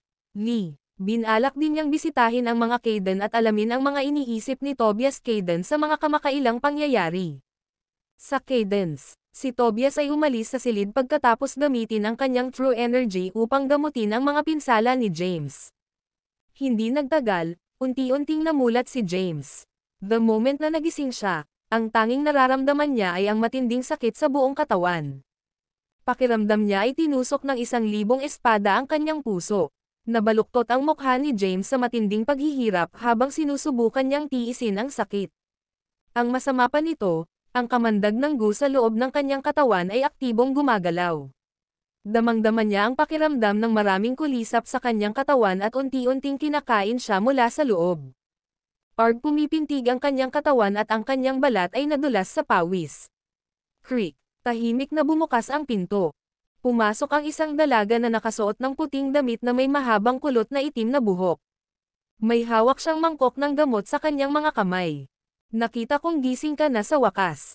Napalingon si James sa gilid at nakita ang mukha ni Maxine. Nang makita siya, naalala ni James na siya ang nagligtas sa kanya mula sa mga Johnston. Sinubukan niyang bumangon. Gayunpaman, nalaman niyang hindi siya makapagbigay ng anumang lakas. Kahit na ang pinakamaliit na paggalaw ay nagpadala ng matinding sakit sa kanyang katawan. Lumapit si Maxine sa isang upuan sa tabi ng kama at marahang hinaplos ang kamay ni James. Malubhang nasugatan ka, kailangan mong magpahinga. Namumula ang mukha ni James, at butil ng pawis sa noo. Tumingin siya kay Maxine at ibinuka ang bibig. Ang kanyang mga salita ay dinala ng mahinang boses. Salamat sa pagligtas mo sa buhay ko. Sa kasamaang palad, nagkamali ka. Hindi ako ang nagligtas sa iyo. Hub. Nanlamig si James sa hindi makapaniwala. Ilang sandali siyang naglinis ng lalamunan bago niya sinubukang linawin ang mga bagay-bagay sa kanya. Hindi ba't ikaw ang nagtungo sa Johnstons at nagligtas sa akin? Mariin na umiling si Maxine. Hindi, wala akong nagawang hakbang sa labas ng Cadence Manor nang mangyari ang insidente. May nagpanggap sa akin at nagligtas sa iyo mula sa mga Johnston. Pagkatapos, iniwan ka nila sa aming pintuan. Ang lolo ko ang gumamit ng true energy niya para iligtas ka. Nasa Kayden Manor ba ako? Biglang inalis ni James ang kanyang katawan. Gusto niyang bumangon. Gusto niyang umalis sa kaawa-awang lugar na ito. Naalala niya ang sinabi ng emperador. Sa kanya ng emperor na ang mga Kayden ang nasa likod ng pagkawasak ng kanyang pamilya 10 taon na ang nakararaan sila ang tunay na utak sa likod ng pagkamatay ng kanyang lolo, ama, at iba pang miyembro ng pamilya. Ang biglaang pagpasok ni James ay naging sanhi ng dugo mula sa kanyang mga sugat. Nalukot ang mukha ni Maxine sa galit habang sinasaway siya, ano bang problema mo? Sinabi ko sa iyo na ikaw ay malubhang nasugatan. Hindi ka dapat gumalaw ng ganito. Napabuntong hininga si James dahil sa pagod. Dumura siya sa tono ng pag-aakusa. Ang mga Kayden ba ang sumunog sa aking pamilya 10 taon na ang nakararaan? Pinagdikit ni Maxine ang kanyang mga labi sa katahimikan. Siya ay isang batang babae lamang 10 taon na ang nakalilipas. Paano niya nalaman ang tungkol sa mga nakaraang pangyayari? Ang tanging naaalala niya ay sinabi ng kanyang lolo na inalis ng mga Kayden ang kanilang mga traidor sa pamilya. Tulad ng para sa mga detalye, siya ay nasa kadiliman tungkol dito. Masiglang sinigawan siya ni James, "Say something." Naikuyom ni Maxine ang panga at patagang tugon, "Hindi ko alam. Kailangan mong tanungin ang aking lolo tungkol sa kung ano ang nangyari." Sa anumang paraan na paikutin mo ito, nananatili ang katotohanan na si Thomas ay hindi eksaktong isang mabuting tao. Deserve niya ang nakuha niya. May kung anong kumirot sa loob ni James. How dare you speak ng masama tungkol sa patay? Sinubukan niyang bumangon para pabulaanan ang mga sinasabi niya. Gayunpaman, nawalan lamang siya ng balanse at bumagsak sa sahig. Napasinghap siya sa gulat at napasigaw sa sakit. Ang video na ito ay edited by Urban Storytelling. Kabanata 861. Napabuntong hininga si Maxine at umiling-iling. Pagkatapos, lumapit siya kay James at yumuko. Umalis ka na. Itinaas ni James ang braso niya at sinubukan siyang habulin. Ang tanging ginawa niya ay pinalala pa ang kanyang mga sugat at nauwi sa pagubo ng mas maraming dugo. Dahan-daang bumukas ang pinto at pumasok si Tobias sa silid na nakasuot ng suit. Lolo, nagtaas ng kamay si Maxine bilang pagbati. Isang maliit na tango si Tobias bilang pagsang-ayon. Umupo siya sa kalapit na upuan at nakita si James na nakapulupot sa sakit sa sahig. Inayos ni James ang kanyang sarili ng walang kaunting kahirapan at napaupo sa lupa. Ito lamang ang naubos ng kanyang tibay, isang malakapuri na lasa ang nananatili sa kanyang bibig at ang kanyang mga putik na labi ay nabahira ng pula ng dugo. Nang makita niya si Tobias, umitim ang mukha ni James. Ikaw ba ang nagsunog ng bahay ko 10 taon na ang nakakaraan? Oo, hindi sinubukan ni Tobias na tanggihan ito. Kill you. Lalong nagpagalit kay James ang walang pakialam niyang tugon. Naninigas ang katawan ni James habang sinusubukang suntukin si Tobias, ngunit wala siyang lakas para gawin iyon. Itinaas ni Tobias ang kanyang kamay, sinenyasan si James na huminto. Tumahimik ka, anak, gamitin mo ng maayos ang mga tainga na iyon kahit minsan at makinig ka sa akin. Duguan ang mga mata ni James, at bakas sa mukha niya ang pagpatay. Namatay ang buong pamilya niya sa kamay ni Tobias. Walang sino man ang makakaharap sa ganoong kasakit at kaawa-awang wakas kung hindi dahil sa lalaking nakatayo ilang pulgada ang layo sa kanya. Ang kasaysayan ay isinulat ng mga nanalo. Kung ako ang natalo 10 taon na ang nakalilipas, sa halip ay ako na lang ang binansagan bilang taksil ng pamilya. Marahil ang aking tahanan ang nasunog sa lahat ng mga taon na ang nakalipas. Mahinang ungol ni Tobias. Si Thomas ay isang henyo sa martial arts na nagtataglay ng napakalaking potensyal. Gayunpaman, pinili niyang tahakin ang maling landas at naligaw siya. Hindi lamang niya ninakaw ang balumbon ng kayamanan ng pamilya, ngunit siya rin ay tumalikod sa amin. Kasinungalingan. Lumuwa ang butas ng ilong ni James habang nasusuka ito. Wala siyang tiwala sa mga salita ni Tobias. Alam niya kung ano ang kanyang sariling lolo. Ang lolo na naalala niya ay isang palakaibigan at mabait na lalaki. Hindi lamang iyon, ngunit siya rin ay isang pilantropo na nag-abuloy ng malaking halaga ng kanyang kayamanan sa mga rural na lugar upang tulungan ang mga mahihirap. Siguradong mabuting tao ang kanyang lolo. Hindi naman sa amin ang magdebate kung ano ang tama o mali. Walang silbing pag-isipan ang mga nakaraang kaganapan. Niligtas kita dahil dumadaloy ang dugo ni Kaden sa mga ugat mo. Alam mo ba kung magkano ang mga Kaden? Nanganganib sa pamamagitan lamang ng pagliligtas sa iyo. Ang isang maling hakbang ay magiging sanhi ng lahat ng impyerno sa Sol. Umalis si Tobias pagkatapos sabihin ang kanyang piraso. Hindi makatuwiran si James sa kalagayan niya ngayon. Ang tanging nagawa ni James ay titigan ang umaatres na figure ni Tobias. Tumingin si Maxine sa mata ni James at bamulong. Kung ano man ang hinaing mo laban sa amin ay maaaring maghintay hanggang sa gumaling ang iyong katawan. Lumapit siya kay James at tinulungan itong tumayo. Sa pagkakataong ito, hindi na tumanggi si James sa tulong niya. Pagkatapos noon, dinala ni Maxine ang gamot at pinakain si James ng isang kutsara. Inayos ni James ang sarili at nagtanong. Anong ibig niyang sabihin doon? Bakit niya sinabi na ang lahat ng impyerno ay mawawala sa Sol? Ibinaba ang kutsara, nakakunot ang noo ni Maxine na sumagot, may nagpost sa akin at nagligtas sa iyo mula sa mga Johnston kagabi.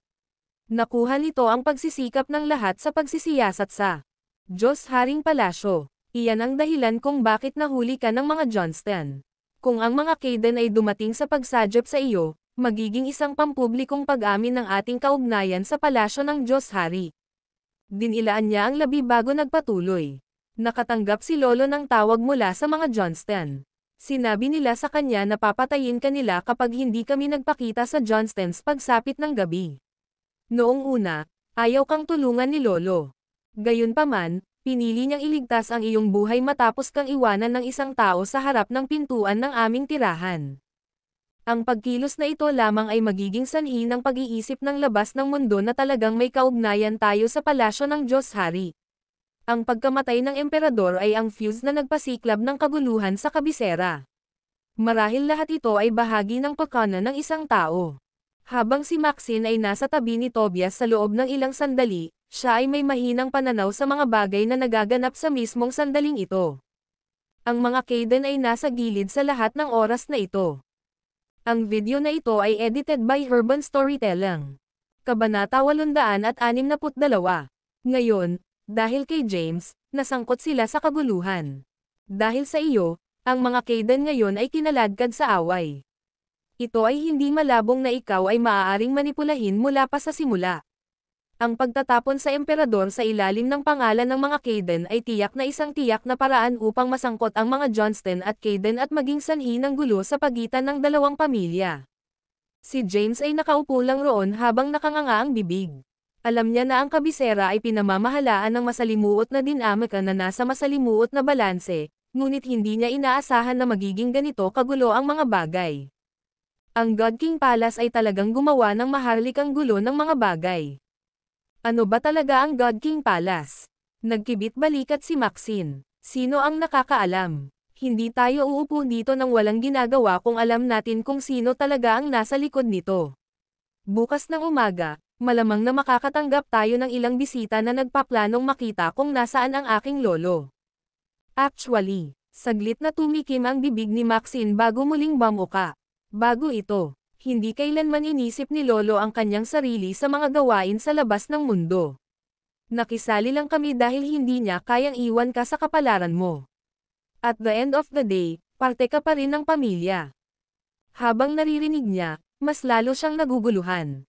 Sinubukan niyang alalahanin ang lahat ng mga pangyayaring humantong sa ganito mula noong siya ay na-frame ng Emperor, ang pampublikong paglilitis, hanggang sa oras kung saan hinanap siya ni Gloom. Marahil noon ay may nagplanong manipulahin siya para tanggalin ang emperador. Ang pagkamatay ng emperador ang nagpasipa sa lahat. Gayunpaman, ang hitsura ng God King Palace ay nagpulala lamang sa isang magulong sitwasyon. Nahirapan si James na alamin kung sino ang tunay niyang kaaway. Maaari bang pagkatiwalaan ang hari? Nagdududa niyang tanong. Nagkibit-balikat ulit si Maxine. Walang tiwala. Ang bawat tao'y nakikita lamang ang mga bagay mula sa kanilang sariling mga pananaw. Dahil dito, ang bawat aksyon mula sa magkasalungat na panig ay maaari lamang tingnan bilang isang banta. Pagkatapos pakainin si James ng gamot, kinuha ni Maxine ang bowl at tumayo. Magpahinga ka na. Aalis na ako. Pagkatapos, lumabas siya ng kwarto. Sa looban sa labas. Umupo si Tobias sa gazebo na humihit-hit ng tabako. Pinagmasdan niya ang kanyang paligid. Ma'am, pagkatapos magbuga ng usok, nilinggan ni Tobias si Maxine at nagtanong, Maxine, ano sa palagay ang God King Palace? Halos sigurado ako na manipulahin ng hari si James para patayin ang Emperor sa proseso, kahit papaano ay nagawa ng Diyos, King Palace na masangkot ang mga Kaden. Anong balak nila? Umupo si Maxine at umiling. Hindi angkop sa akin na gumawa ng anumang pagpapalagay. Palagi kang napakatalino at matalinong bata. Madalas mong mapansin ang mga bagay na hindi mapapansin ng iba. Sabihin mo sa akin ng totoo, ano ang gagawin mo sa kasalukuyang sitwasyon? Ano ang magagawa ng mga kids para protektahan ang ating sarili mula sa paparating na bagyong ito? Napapikit sa malalim na pagmumuni-muni si Maxine, nagsimulang magsalita ng maingat, magsisimula tayo kay Mr. Gabriel. Nagawa niyang mag-recruit ng maraming inapo ng Gusek para sa kanyang layunin. Siya rin ang umalalay sa emperador. Pinaghihinalaan ko na ito ay simula lamang ng kanyang detalyadong mga pakana. Ang kanyang tunay na layunin ay dapat na masangkot ang mga Johnston. Para naman kay Mr. Lee, buong buhay niya ay inialay niya para sa ikabubuti ng bayan. 30 taon, nakaraan, isinakripisyo niya ang dating Black Dragon at naglagay ng bagong hari. Naniniwala siya na ang Ancient Four, pati na rin ang iba't ibang puwersa ni Sol, ay palaging magiging banta sa bansa. Bagamat batid na niya ang mga pukana ni G. Gabriel, pumikit na lang siya sa mga ito, at naghintay para sa isang angkop na sandali upang ipakita ang sarili. Mr. Tila determinado si Gabriel na isulong ang nabigong plano noong isang siglo na ang nakalipas. Dahil ang pag-iral ng Ancient Four ay direktang nagbabanta sa tagumpay ng kanyang plano, gagawin niya ang lahat upang maalis ang mga ito. Naniniwala ako na si Mr. Lee ay may parehong opinyon. Kaya naman sumabay na lang siya sa mga plano ni Mr. Gabriel. Tungkol sa palasyo ng Diyos Hari, hindi pa rin ako malinaw sa pinagmulan at layunin nito. Nagdilim ang mukha ni Maxine sa pagbanggit ng God King Palace. Maingat na pinipili ang kanyang mga salita muli, nagpatuloy siya, ang God King Palace ay unang lumitaw at tinulungan si James nang papatayin niya si Theodore. Pagkatapos, ginaya nila ang mga Caden at pumunta sa mga Johnston upang iligtas si James. Pagkatapos noon, itinapon nila si James sa aming pintuan. Kung tama ako, ang kanilang layunin ay simple iikot ang Cadence at ang Johnstons laban sa isa't isa. Kasiya siyang tumanggaw si Tobias habang humihila muli ng mahabang hila ng kanyang tabako. Isang hindi nagkakamali na pagsusuri, mahal ko. May narinig ka na ba mula sa dalawa pa sa Ancient Four? Umiling si Maxine. Hindi pa nila nasasabi ang kanilang mga opinyon sa usapin. Gayunpaman, dahil ang sitwasyon ay umabot na sa puntong ito, sandali na lamang bago sila sumali. Tinanong ni Tobias, ano ang magiging matalinong pagkilos kung gayon? Dapat lang tayong maghintay at tingnan. Nag-alok ng sariling mungkahi si Maxine. Tumayo si Tobias at sinabi, gabi na, dapat matulog ka na. Ang video na ito ay edited by Herban Storytelling. Kabanata 863. Natagpuan ni James ang kanyang sarili na hindi makatulog. Paulit-ulit niyang pinagdaraanan ang mga pangyayaring naganap. Wala na siyang hawak sa sitwasyon.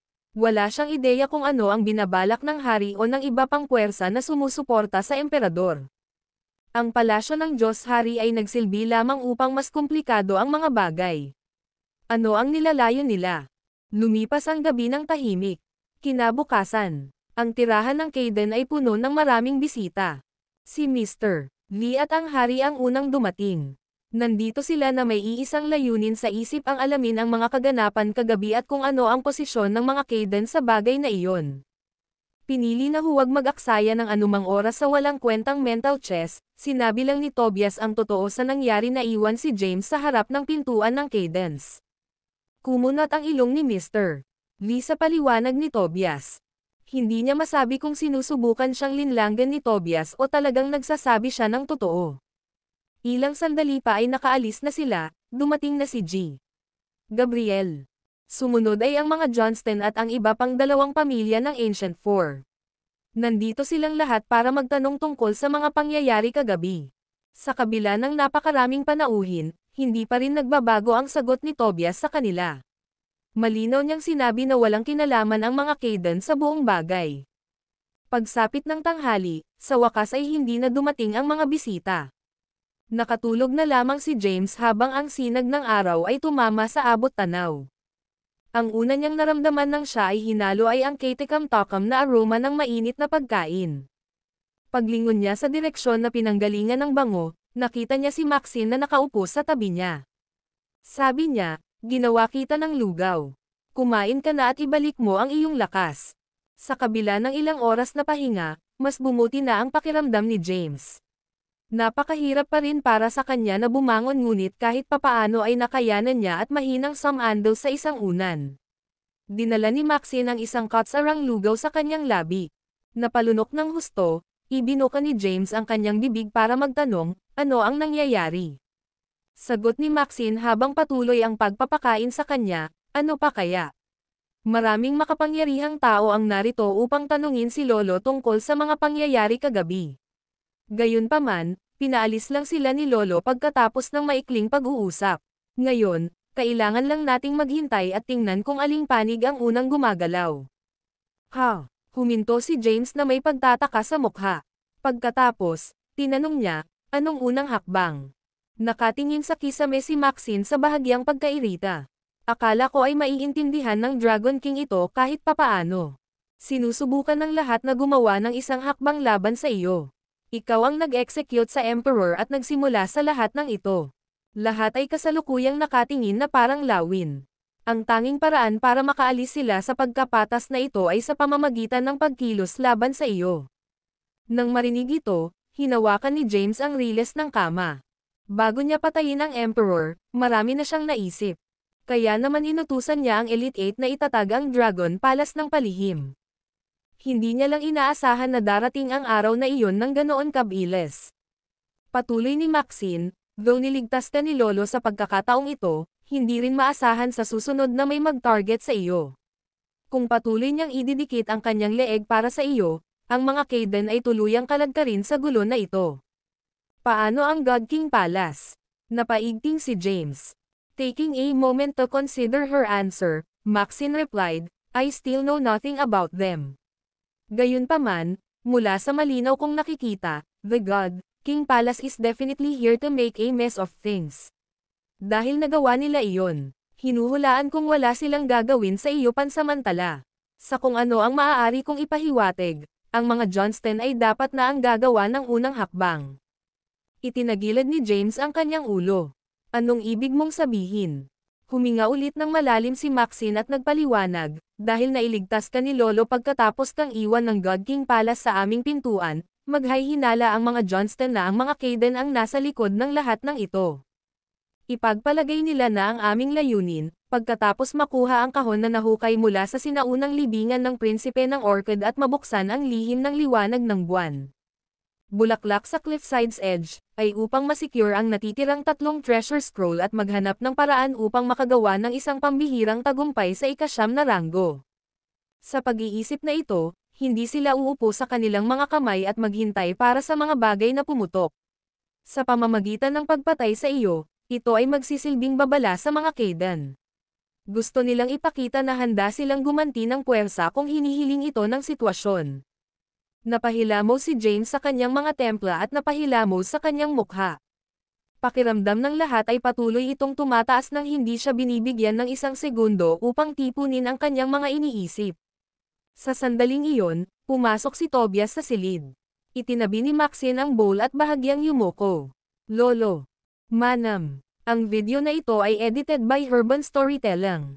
Kabanata 864. Binigyan ni Tobias si James ng isang beses bago nagpakawala ng isang nalulugod na paghikbi. Hindi masama, gumanda ang iyong kutis. Nainis ang mga mata ni James sa matandang lalaki sa harapan niya. Sa teknikal na paraan, si Tobias ay tiyuhin ni James. Gayunpaman, siya ang pinakamalayo mula sa pamilya hanggang kay James na ang galit sa mga pangyayari mula sa 10 taon ay nag-aalab pa rin sa kanyang dibdib. Hindi pinansin ang mapot na tingin na nakatutok sa kanya. Sinabi ni Tobias kay James, sigurado akong narinig mo na mula kay Maxine na hahanapin nilang i-destabilize ang sitwasyon sa pamamagitan ng pagpatay sa iyo. Sa kasamaang palad, hindi ka na kayang protektahan ng mga Kaden. Hindi inalis ang tingin kay Tobias, malamig na sinabi ni James, hindi ko kailangan ng proteksyon ng mga Kaden. Oho, natutuwang bulalas ni Tobias. His lips twitched into something resembling a smile, ang lakas ng loob mo. Bibigyan kita niyan. Gayunpaman, sa iyong kasalukuyang kalagayan, wala kang pagkakataong snowball sa impyerno laban sa kanila kahit na wala kang pinsala at nasa peak condition, madudurog ka pa rin sa sobrang dali kung haharapin mo sila. Isa ka lang first-rank practitioner sa pagtatapos ng araw. Asterisk sa lungguhit. Pero, dahil isa kang Kaden, hindi nararapat para sa akin bilang patriarka ng pamilya na idikit ang aking ulo sa buhangin at ipaubaya ka sa iyong kapalaran. Tumingin si James kay Tobias, hindi sigurado sa kanyang sasabihin. Pinitik ni Tobias ang kanyang mga daliri. Dalhin mo siya sa basement. Naiintindihan. Tumanggo si Maxine. Umikot si Tobias at lumabas ng kwarto. Samantala, tinulungan ni Maxine si James na sumakay sa wheelchair at pinalabas siya. Nalilito si James sa upuan niya. Bakit sa basement? Lumingon sa kanya si Maxine na may kinang sa mga mata. Ang swerte mo, James. Bagaman, kung tatanggapin mo o hindi ang kaalaman ay nasa iyo. Napaawang ang labi ni James. Walang may saysay. Anong ibig mong sabihin?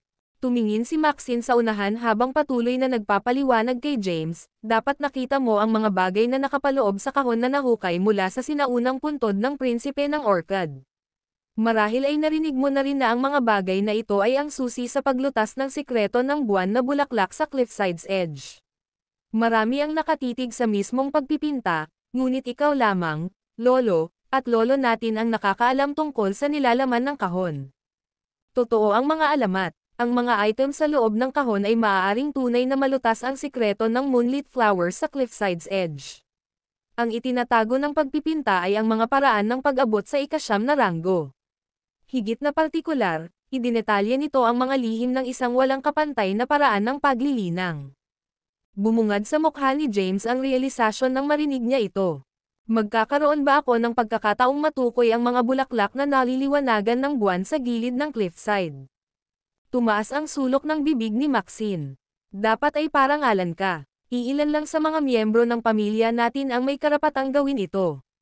Umaasa ang lolo ko na mabubunyag mo ang mga lihim na nakatago sa moonlit flowers sa Cliffside's Edge. Iyon lang ang pag-asa mo para makaharap ang mga Johnston. Ipinagpatuloy niya ang gulong kay James patungo sa basement ng mansyon. Ang mansyon ng mga Kayden ay mailalarawan lamang bilang labyrinthian.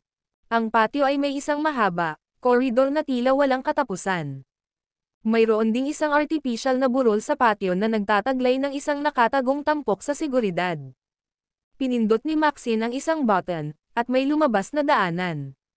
Pumasok sila sa nakatagong daanan at nakarating sa isang underground basement. Ito ay isang medyo katamtamang basement na napapalibutan ng mga tansong pader sa lahat ng panig. May nakasabit na painting sa gitna ng basement. Ang lumang pagpipinta ay nagpakita ng isang bundok, isang bulaklak, at isang ordinaryong kahoy na bahay. Naghihintay na doon si Tobias. Nakatayo sa harap ng pagpipinta, tinignan niya ito ng may paggalang.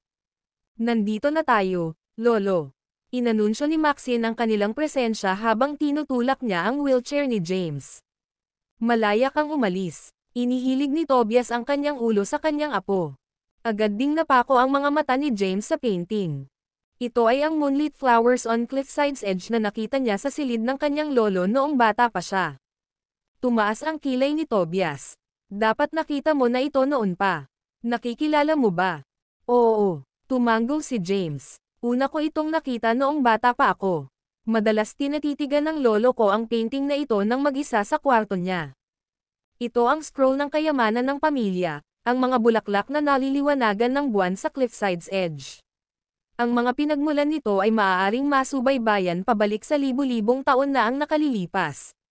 Nagsimulang magpaliwanag si Thomas. Ang video na ito ay edited by Urban Storytelling.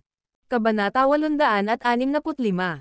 Narinig na ni James ang pinagmulan ng painting noon. Gayunpaman, halos wala siyang alam tungkol dito. Hindi siya kumikibo sa wheelchair at namamangha sa painting. Nagpatuloy si Tobias na nakatutok din sa painting. Ang pagpipinta na ito ay ipinasa mismo ng prinsipe ng Orchid. Siya ay isang prinsipe na nabigong agawin ang kapangyarihan para sa kanyang sarili sa gitna ng labanan sa kapangyarihan upang makabalik.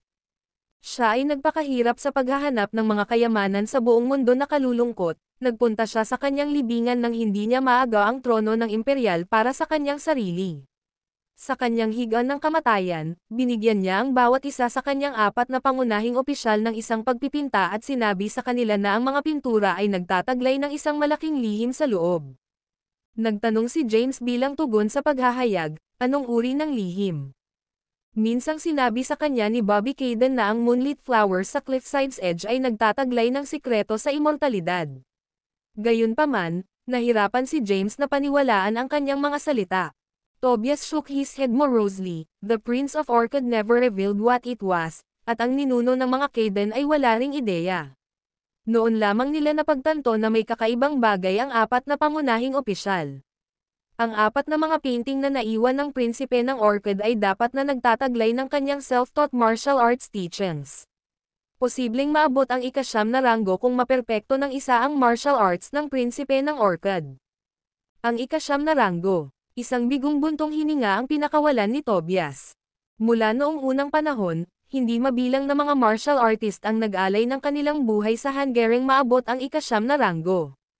Gayunpaman, walang mga tala ng sino mang aktwal na nakakamit ang ipinagmamalaki na layunin. Isang linya ang nabuo sa kilay ni James at napangiwi siya. Ganyan ba talaga hindi maabot? Ang alamat ay nagsasabi na ang pag-abot sa ika-9 na ranggo ay katumbas ng pagkamit ng immortalidad. Seryoso, nalaglag ang panga ni James sa hindi makapaniwala. Napangiti na lang si Tobias. Alamat lang naman. Sa aming kaalaman, wala pang nakaabot sa ika-9 na ranggo. Marahil ang prinsipe ng Orchid ay ang tanging tao na nakamit ang gayong gawain. Sa kabila nito, namatay pa rin siya sa katandaan. Ito ay malamang na nangangahulugan na ang alamat ay batay lamang sa mito. Ang totoo ay kapag naabot mo ang ika-9 na ranggo, magkakaroon ka ng walang kapantay na lakas sa buong mundo. Ito ay isang lubhang kaakit-akit na pag-asa sa lahat ng mga martial artist. Huminga ng malalim si Tobias. Pagkatapos, nagpatuloy siya, pagkatapos hatiin ng 4 na pangunahing opisyal ang yaman ng prinsipe ng Orchid sa kanilang sarili, sila ang naging sinaunang 4 sa ngayon. Sa loob ng libu-libong taon, ang Ancient Four ay namuhay ng mapayapang buhay. Gayunpaman, ang paglusot sa sinaunang libingan at ang pamamahagi ng mga bagay sa loob, ay nagdulot ng pagkaalarma sa Ancient Four. Curious na tumingin si James kay Tobias. Ang sinaunang 4 ang siyang nakahanap ng sinaunang libingan. Hindi ba posible rin na isa sa kanila ang nasa likod ng break-in? Binigyan siya ni Tobias ng kalahating kibat. Sa una, ang Ancient Four ay walang alam tungkol dito dahil hindi nila inaalala ang kanilang sarili sa mga gawain ng labas ng mundo. Kamakailan lamang ay may nagpaalam sa mga Kayden na mayroon kang isang bagay na nahukay mula sa sinaunang puntod. Noon ko pinadala si Bobby para kunin ito. Talaga bang hindi ito isa sa Ancient Four? Tahimik na bumulong si James, kung hindi ang alinman sa Ancient Four, sino pa kaya ito? Bukod sa Ancient Four, sino pa ang magkakaroon ng kaalaman sa sinaunang puntod ng prinsipe ng Orchid? Tumingin si Tobias sa kisame. Na hindi ko alam. Nawala sa pagmumuni-muni si James. Ipinadala ng emperador ang kanyang mga tauhan upang habulin ang mga bagay noong nasira ang sinaunang libingan. Ang kailangan lang niyang ipakita dito ay isang selyadong kahon na walang susi. Habang hawak ang kahon, pumunta si Floyd sa Kensington at itinago ito sa Sovereign Antique Shop. Hindi lang iyon, tila anabangan ng Sovereign Antique Shop ang pagdating ni James. Paano nalaman ng emperador na may pumasok sa sinaunang libingan? Sino ang umupa ng mga mersenaryo para pasukin ang libingan? Sino ang tao sa likod ng emperador? Nga pala, sino ang umalalay sa emperador mula sa mga anino? Degree. Sumagot si Tobias, dapat si Mr. Gabriel. Mr. Gabriel. Oo, isa siyang makapangyarihang martial artist na nagtataglay ng napakalaking impluwensya. Sa palagay mo ba ay nagpadala siya ng isang tao upang pasukin ang libingan? Nag-isip sandali si Tobias bago sumagot, malamang hindi. Wala siyang alam tungkol sa Ancient Four. Walang paraan na malalaman niya ang eksaktong lokasyon ng libingan. Hayaan na lamang na harapin ang mga hakbang sa seguridad na nagbabantay dito. Wala sa mga ito ang naging mas malinaw ang larawan para kay James. Sino pa kaya yon? Halatang pilit na inaabot ng nagnakaw ng mga gamit kay James. May kaugnayan ba sa kanya ang taong ito sa ilang paraan? Ang video na ito ay edited by Urban Storytelling. Kabanata 866. Marahil ay may iba pang sumusuporta sa emperador bukod sa Lar. Gabriel.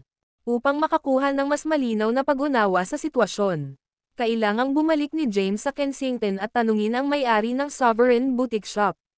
Bagamat ang kanyang nakaraang pagtatangka ay hindi nagbigay ng kapaki-pakinabang na impormasyon, nadama ni James na pinili ng may-ari na huwag ibunyag ang anumang bagay sa kanya. Isinasantabi ang kanyang iniisip, lumingon siya kay Tobias at nagtanong, kung gayon, bakit mo ako dinala dito? Natitiyak kong hindi lang ito para ay regaluhan ako sa kwento ng pinagmulan ng Ancient Four kasama ang moonlit flowers on Cliffside's Edge. Umiling lang si Tobias at itinuro ang painting sa dingding. The secret to the ultimate martial arts techniques are concealed within this painting. Ang susi sa paglutas ng puzzle ay sa pamamagitan ng 18 meridian diagram kahit na matagal ko na itong sinasaliksik, sa kabila ng aking pinakamahusay na pagsisikap. Hindi ko pa rin masira ang cipher ng pagpipinta. Naniniwala akong pamilyar ka sa 18 meridian diagram. Oo, tumango si James. Talaga, ako ang unang nagbukas ng kahon. Sinulyapan siya ni Tobias nang may pagsang-ayon bago nagpatuloy, nasa isang napaka-dicey na sitwasyon. Ang bawat tao'y nagbabalak na patayin ka upang masira nila ang mahina ng balanse ng kapangyarihan, at samantalahin ang pagbagsak sa kanilang kalamangan. Kung gusto mong mabuhay, kailangan mong maging mas malakas. Wala kang ibang opsyon na magagamit mo. Bibigyan kita ng 3 araw para makita kung ano ang mapupulot mo mula sa Moonlit Flowers by Cliffside's Edge. Dinala ni Tobias si James dito upang makita kung mayroon siyang kailangan upang malutas ang mga misteryo ng pagpipinta. Bagamat si James ay isang denizen ng outside world, nagawa pa rin niyang linangin ang true energy at maabot ang unang ranggo ng walang anumang patnubay. Ang potensyal na taglay niya ay napaka-promising. Ang pagtuklas ni James sa mga lihim ng pagpipinta ay hindi lamang magiging kapaki-pakinabang para kay Tobias mismo, ngunit makakatulong din ito sa mga Kaden na maiwasan ang nagbabadyang sakuna. Kahit na hindi niya masira ang cipher ng pagpipinta, ang mga Kaden ay nanindigan na walang mawawala. Sa pinakamasamang sitwasyon, ang sitwasyon ay lalala lamang ng bahagya. Gayunpaman, sa kung gaano kalakas ang mga Kaden, ang ibang puwersa ay kailangang mag-isip ng 2 beses bago sila kalabanan. Binigyan siya ni James ng isang mahina at mapait na ngiti. Sobrang halaga mo ang kakayahan ko. Kung kahit ang isang matalinong elder na tulad mo ay hindi kayang ibunyag ang mga sekreto ng painting, anong pagkakataon ang mayroon ako? Kailangan mong subukan kahit na ano. Sa susunod na 3 araw, ihahatid sa iyo ni Maxine ang iyong pagkain sa oras ng iyong pagkain. Huwag mag-atubiling gawing komportable ang iyong sarili habang sinisiyasat ang pagpipinta.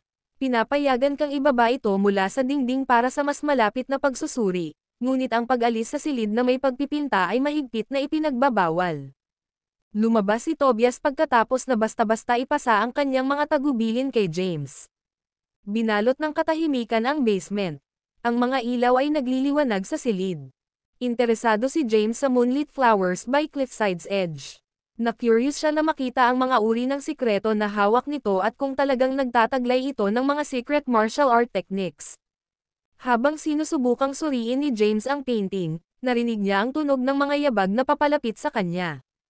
Ibinaling niya ang ulo sa direksyon ng ingay. Isang dalagang nakaputing damit ang naglalakad na may hawak na maliit na kahon sa kanyang mga kamay. Si Maxine iyon. James, hiniling sa akin ni Lolo na ibigay sa iyo ang kahon na ito. Salamat. Bahagyang tumango si James at kinuha ang kahon sa kanyang mga kamay. Sinulyapan ni Maxine ang painting sa dingding at binigyan si James ng ilang salita ng pampatibay loob. Naniniwala ako na kaya mo itong gawin. Taos-puso akong umaasa na maaari mong malutas ang mga lihim na hawak ng pagpipinta. Kung gagawin mo, gagawa si Lolo ng paraan para makuha ang kanyang mga kamay sa 3 iba pang mga painting upang ang lahat ng kanilang mga sikreto ay mapagsama-sama at sa wakas ay malulutas ang misteryo ng prinsipe ng Orchid sa mahabang milenyo. Hindi ako nangangako, but I shall try my best. Walang tiwala si James na maiintindihan niya ng maayos ang painting. Aalis na ako kung ganoon. Matapos ibigay kay James ang kahon. Iniwan ni Maxine si James na nag-iisip lang. Muling napuno ng katahimikan ang basement. The Moonlit Flowers on Cliffside's Edge. Isang treasure scroll thousands of years old.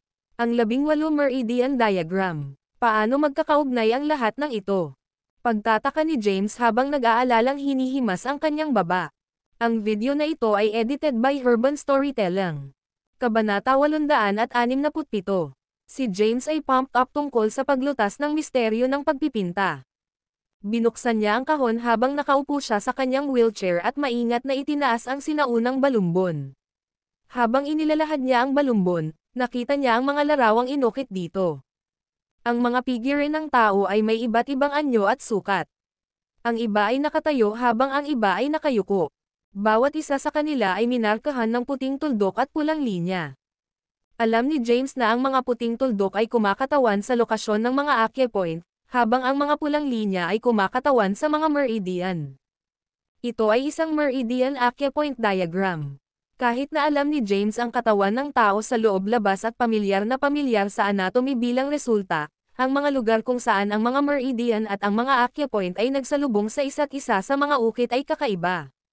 Ang mga ito ay lubos na hindi maintindihan kapag tiningnan sa pamamagitan ng lens ng kontemporaryong medikal na agham. Noon, hindi alam ni James kung ano ang ibig sabihin ng diagram. Iba ang mga bagay ngayon. Ngayon, mayroon siyang kaalaman na nagmula sa ikalawang tomo ng aklat na medikal. Nag-aral siya tungkol sa internal cultivation method at kung paano kontrolin ang true energy. Ang kaalamang ito ay nagbigay daan sa kanya na maunawaan kung ano ang sinusubukang sabihin ng meridian acupoint diagram sa scroll. Ang mga ukit ay naglalarawan ng daloy at paggalaw ng tunay na enerhiya sa loob ng katawan ng isang tao. Gusto ni James na subukan ang kanyang bagong nahanap na impormasyon. Sinubukan niyang ipatawag ang kanyang true energy. Gayunpaman, walang kahit isang maliit na bahagi nito na natagpuan sa kanyang katawan. Bilang resulta ng nabigong pagtatangka na ito, ang matinding sakit na dumaloy sa kanyang katawan. Hindi nakatiis, nahulog si James sa kanyang wheelchair habang umuungol sa matinding paghihirap.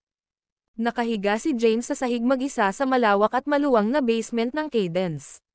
Walang tumulong sa kanya na makatayo. Dahil sa lakas ng loob niya, bumangon siya sa sahig at sumandal sa wheelchair niya. Halos naubos na ang lahat ng kulay sa kanyang mukha, at ang kanyang noo ay basang-basa sa pawis.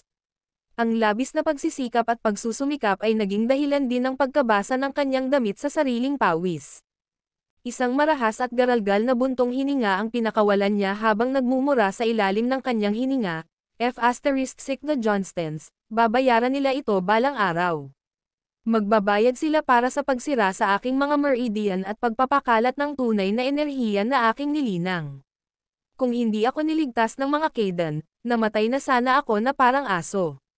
Sa halip na ipagpatuloy ang kanyang pagsasaliksik habang ang kanyang katawan ay nahihirapan sa sakit, ipinikit ni James ang kanyang mga mata at nagmuni-muni. Sa labas, umupo si Tobias sa isang silyo na bato sa looban. Lumapit sa kanya si Maxine at binati. Ma'am, kinilala siya ni Tobias. Umupo si Maxine sa harap niya at nagtanong, sa tingin mo ba ay masisiwalat ni James ang sikreto sa likod ng Moonlit Flowers by Cliffside's Edge at matutunan ang sikretong martial arts? Malabo na umiling si Tobias. Hindi ko alam. Gusto ko lang siyang bigyan ng pagkakataon na subukan ang mga bagay-bagay. Siya ay isang mabilis na matuto, kung tutuusin. Bukod dito, walang nakakaalam kung ano ang eksaktong nakatago sa Moonlit Flowers by Cliffside's Edge. Malalaman lang natin pagkatapos matipon ang lahat ng 4 na painting. Bahagyang tumanggaw si Maxine. Biglang parang may naalala, nagtanong siya, nga pala, Lolo, sino ang umupo ng mga mersenaryo para pasukin ang sinaunang puntod ng prinsipe ng Orchid? Paano nila nalaman ang eksaktong lokasyon ng sinaunang libingan at ang tungkol sa mga hakbang sa seguridad na nasa loob? Nagdilim ang ekspresyon ni Tobias. Ito ay isang bagay na hindi pa niya naiisip.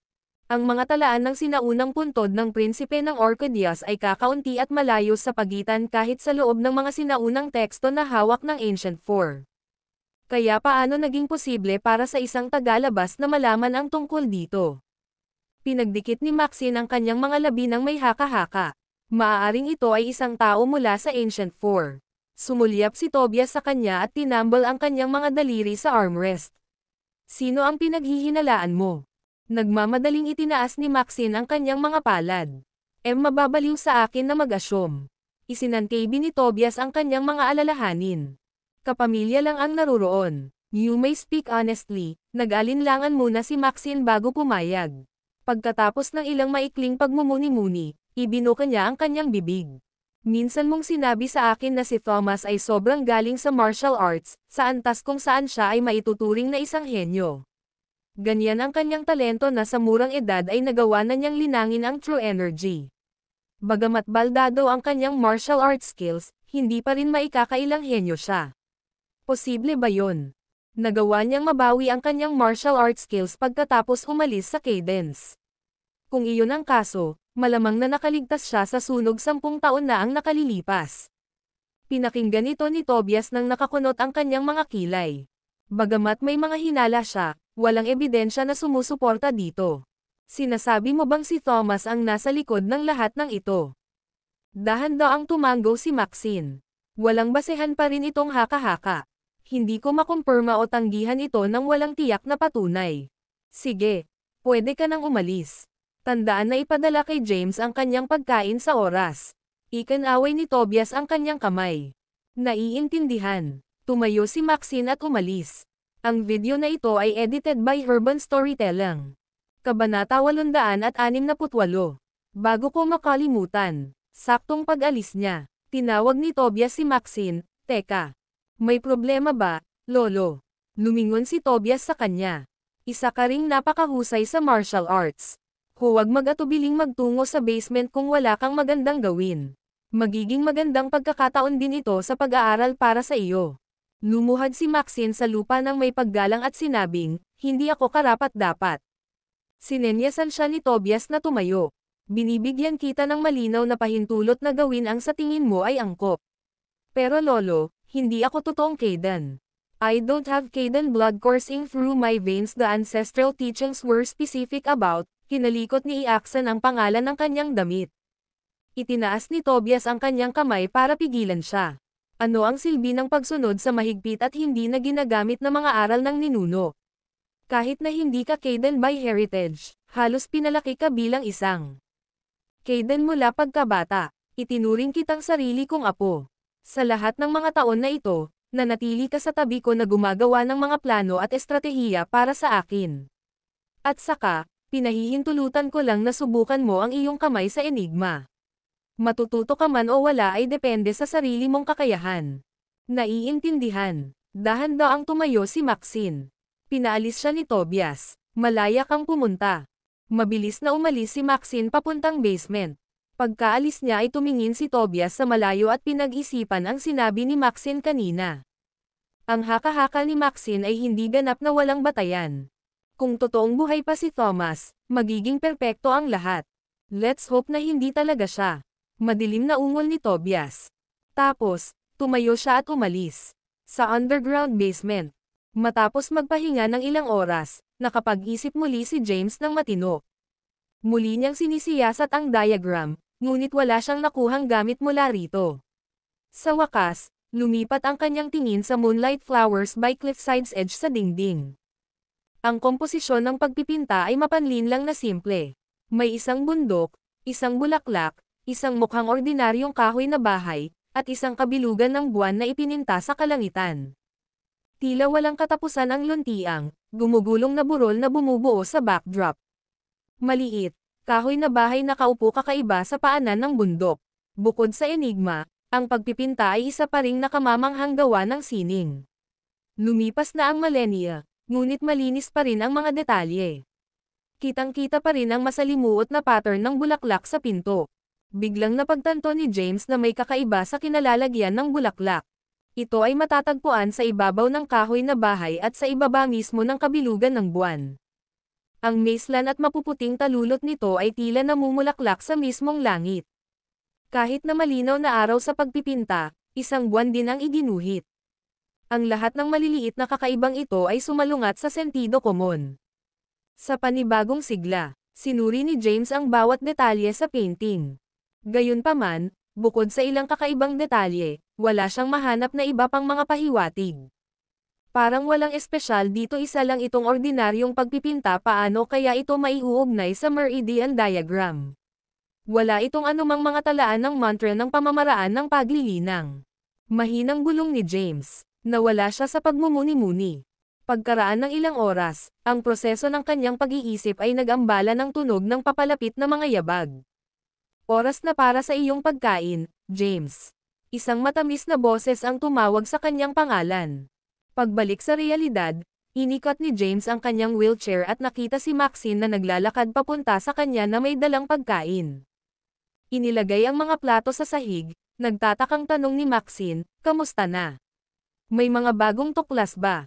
Tumingin si James at ngumiti ng mapait. Nadama ko na hindi ito magiging isang madaling gawain. Kung hindi, matagal na nila itong naisip.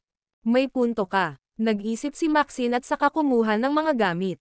Baka nagugutom ka dito, kumain ka na. Ang hirap magtrabaho nang walang laman ang tiyan. Ang video na ito ay edited by Urban Storytelling. Kabanata 869. Masyado siyang nababalot sa pagsisikap na maunawaan ang pagpipinta na ngayon niya lang napagtanto na siya ay talagang nagugutom. Bago pa siya makatayo at kumuha ng mangkok para sa kanyang sarili, nagmamadaling inalis iyon sa kanya. Ang iyong mga sugat ay naghihilom pa rin. Hayaan mo na lang akong pakainin ka. Ayos lang. Ibigay mo sa akin. Kakain ako gamit ang sarili kong mga kamay. Sinubukan ni James na tanggihan ang kanyang alok. Hindi siya comfortable na pinapakain ng isang babae na ilang beses pa lang niya nakilala. Hindi na nagpumilit si Maxine at iniabot ang bowl kay James. Kahit na ang kanyang matinding pinsala, nakagawa pa rin si James ng mga simpleng galaw ng kamay. Habang kinakain ni James ang kanyang pagkain, nilinggan ni Maxine ang Moonlit Flowers by Cliffside's Edge. Siya ay pinalaki bilang isang Kaden hanggat naaalala niya at natanggap ang personal na pagtuturo ni Tobias sa martial arts. Ganun pa man, sa kabila ng paglinang ng True Energy at pagiging Grandmaster ng pangalawang ranggo, hindi pa niya nakita ang scroll ng kayamanan ng sambahayan. Matapos titigan ng matagal ang painting, wala rin siyang mahanap na kakaiba tungkol dito. Bumalik kay James, tinanong niya, "James, may nakita ka bang kakaiba sa painting?" Malungkot na umiling si James. Sa pagtingin sa sinaunang scroll na kinuha ni James, sinabi ni Maxine sa kanya, "Sinabi ni Lolo na pinapayagan akong tingnan ang mga bagay sa loob ng kahon at ang Moonlit Flowers by Cliffside's Edge." Ma'am. Ibinigay ni James ang sinaunang balumbon kay Maxine. Dahil isa rin siyang martial artist, alam niyang meridian diagram ito sa sandaling pagmasdan niya ito. Sinubukan niyang ilipat ang kanyang true energy gaya ng itinuro ng diagram. Hark! Sa sandaling ipinatawag niya ang kanyang true energy, agad siyang samuka ng isang subo ng dugo. Basang-basa ang katawan niya sa sariling pawis, nawalan ng kulay ang mukha at bumagsak sa sahig. Halos kaagad, inayos niya ang sarili at umupo sa isang lotus na posisyon. Itinuro niya ang lahat ng kanyang true energy sa pagsugpo sa blood energy na naging laganap sa kanyang katawan. Tumingin sa kanya si James at nag-aalalang nagtanong, "Anong problema?" Huminga ng malalim si Maxine bago siya umiling-iling na nagsalita, "Sinubukan kong ilipat ang true energy ko sa direksyon na itinuro ng diagram.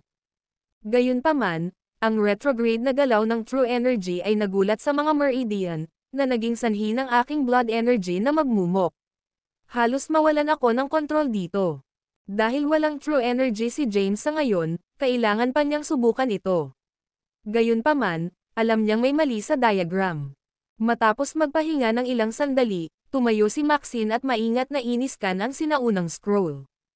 Kumunat ang noo niya at sinabing, lahat ng 18 diagram ay walang kahulugan.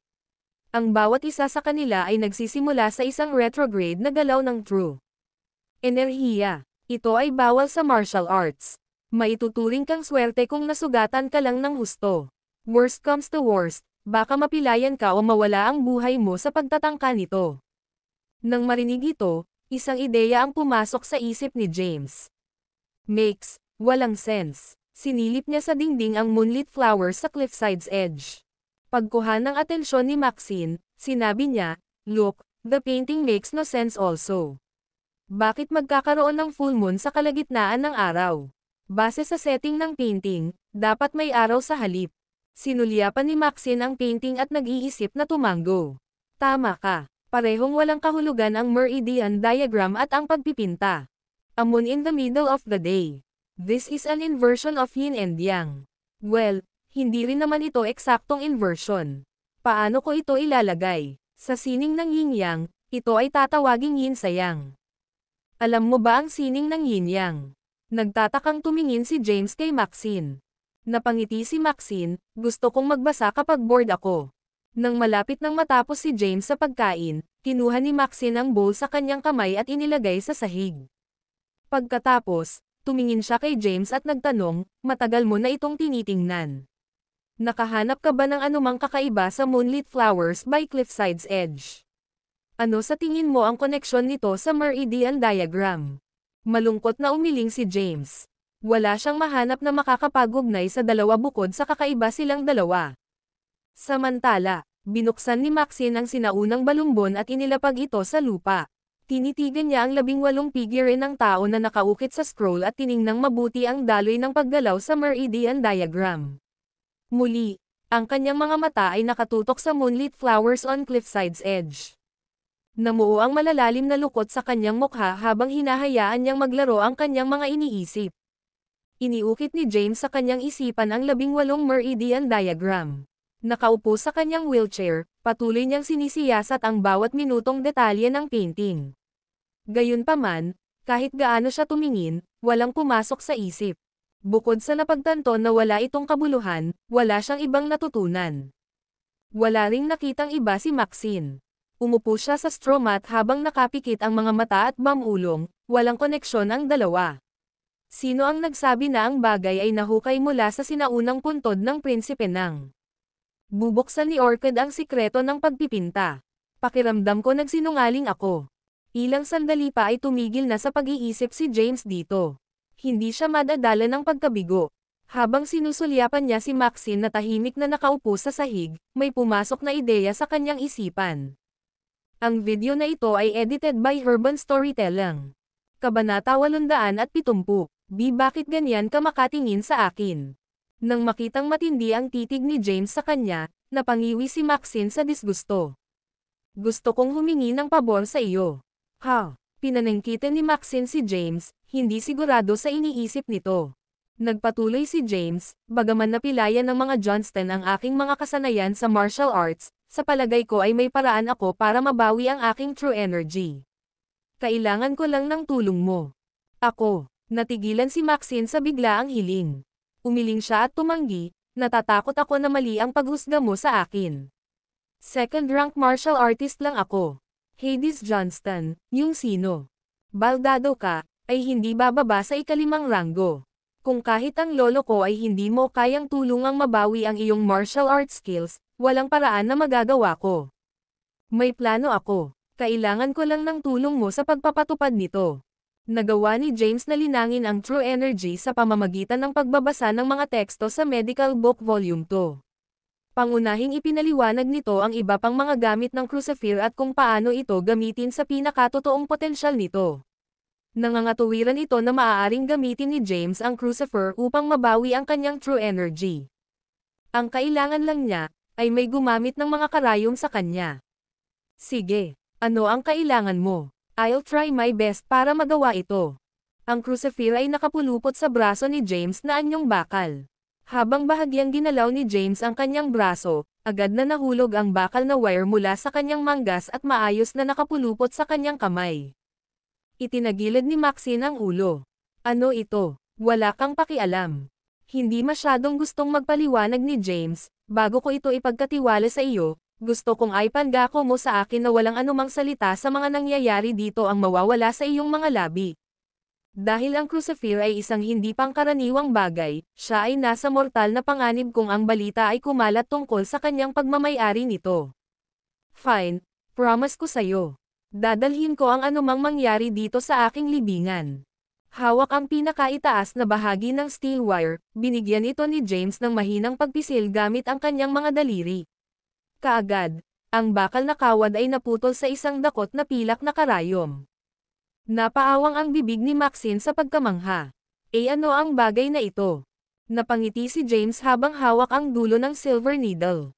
Ang iba pang mga pilak na karayom ay agad na inilabas patungo dito na parang gawa sa magnet.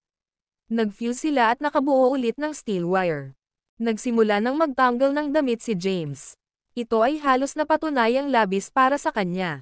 Kinailangan siya ng malaking pagsisikap upang tanggalin ang kanyang mga panlabas na kasuotan. Gayunpaman, wala siyang magagawa tungkol sa kanyang damit na panloob. Anong sinusubukan mong gawin?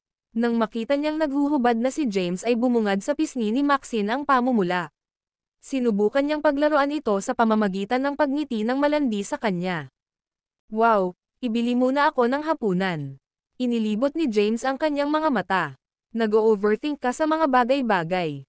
Hindi ako interesado sa'yo. Tsaka pinsan kita technically. Ang incest ay hindi bagay sa akin. Ang kailangan ko lang ay tulungan mo ako sa ilang acupuncture.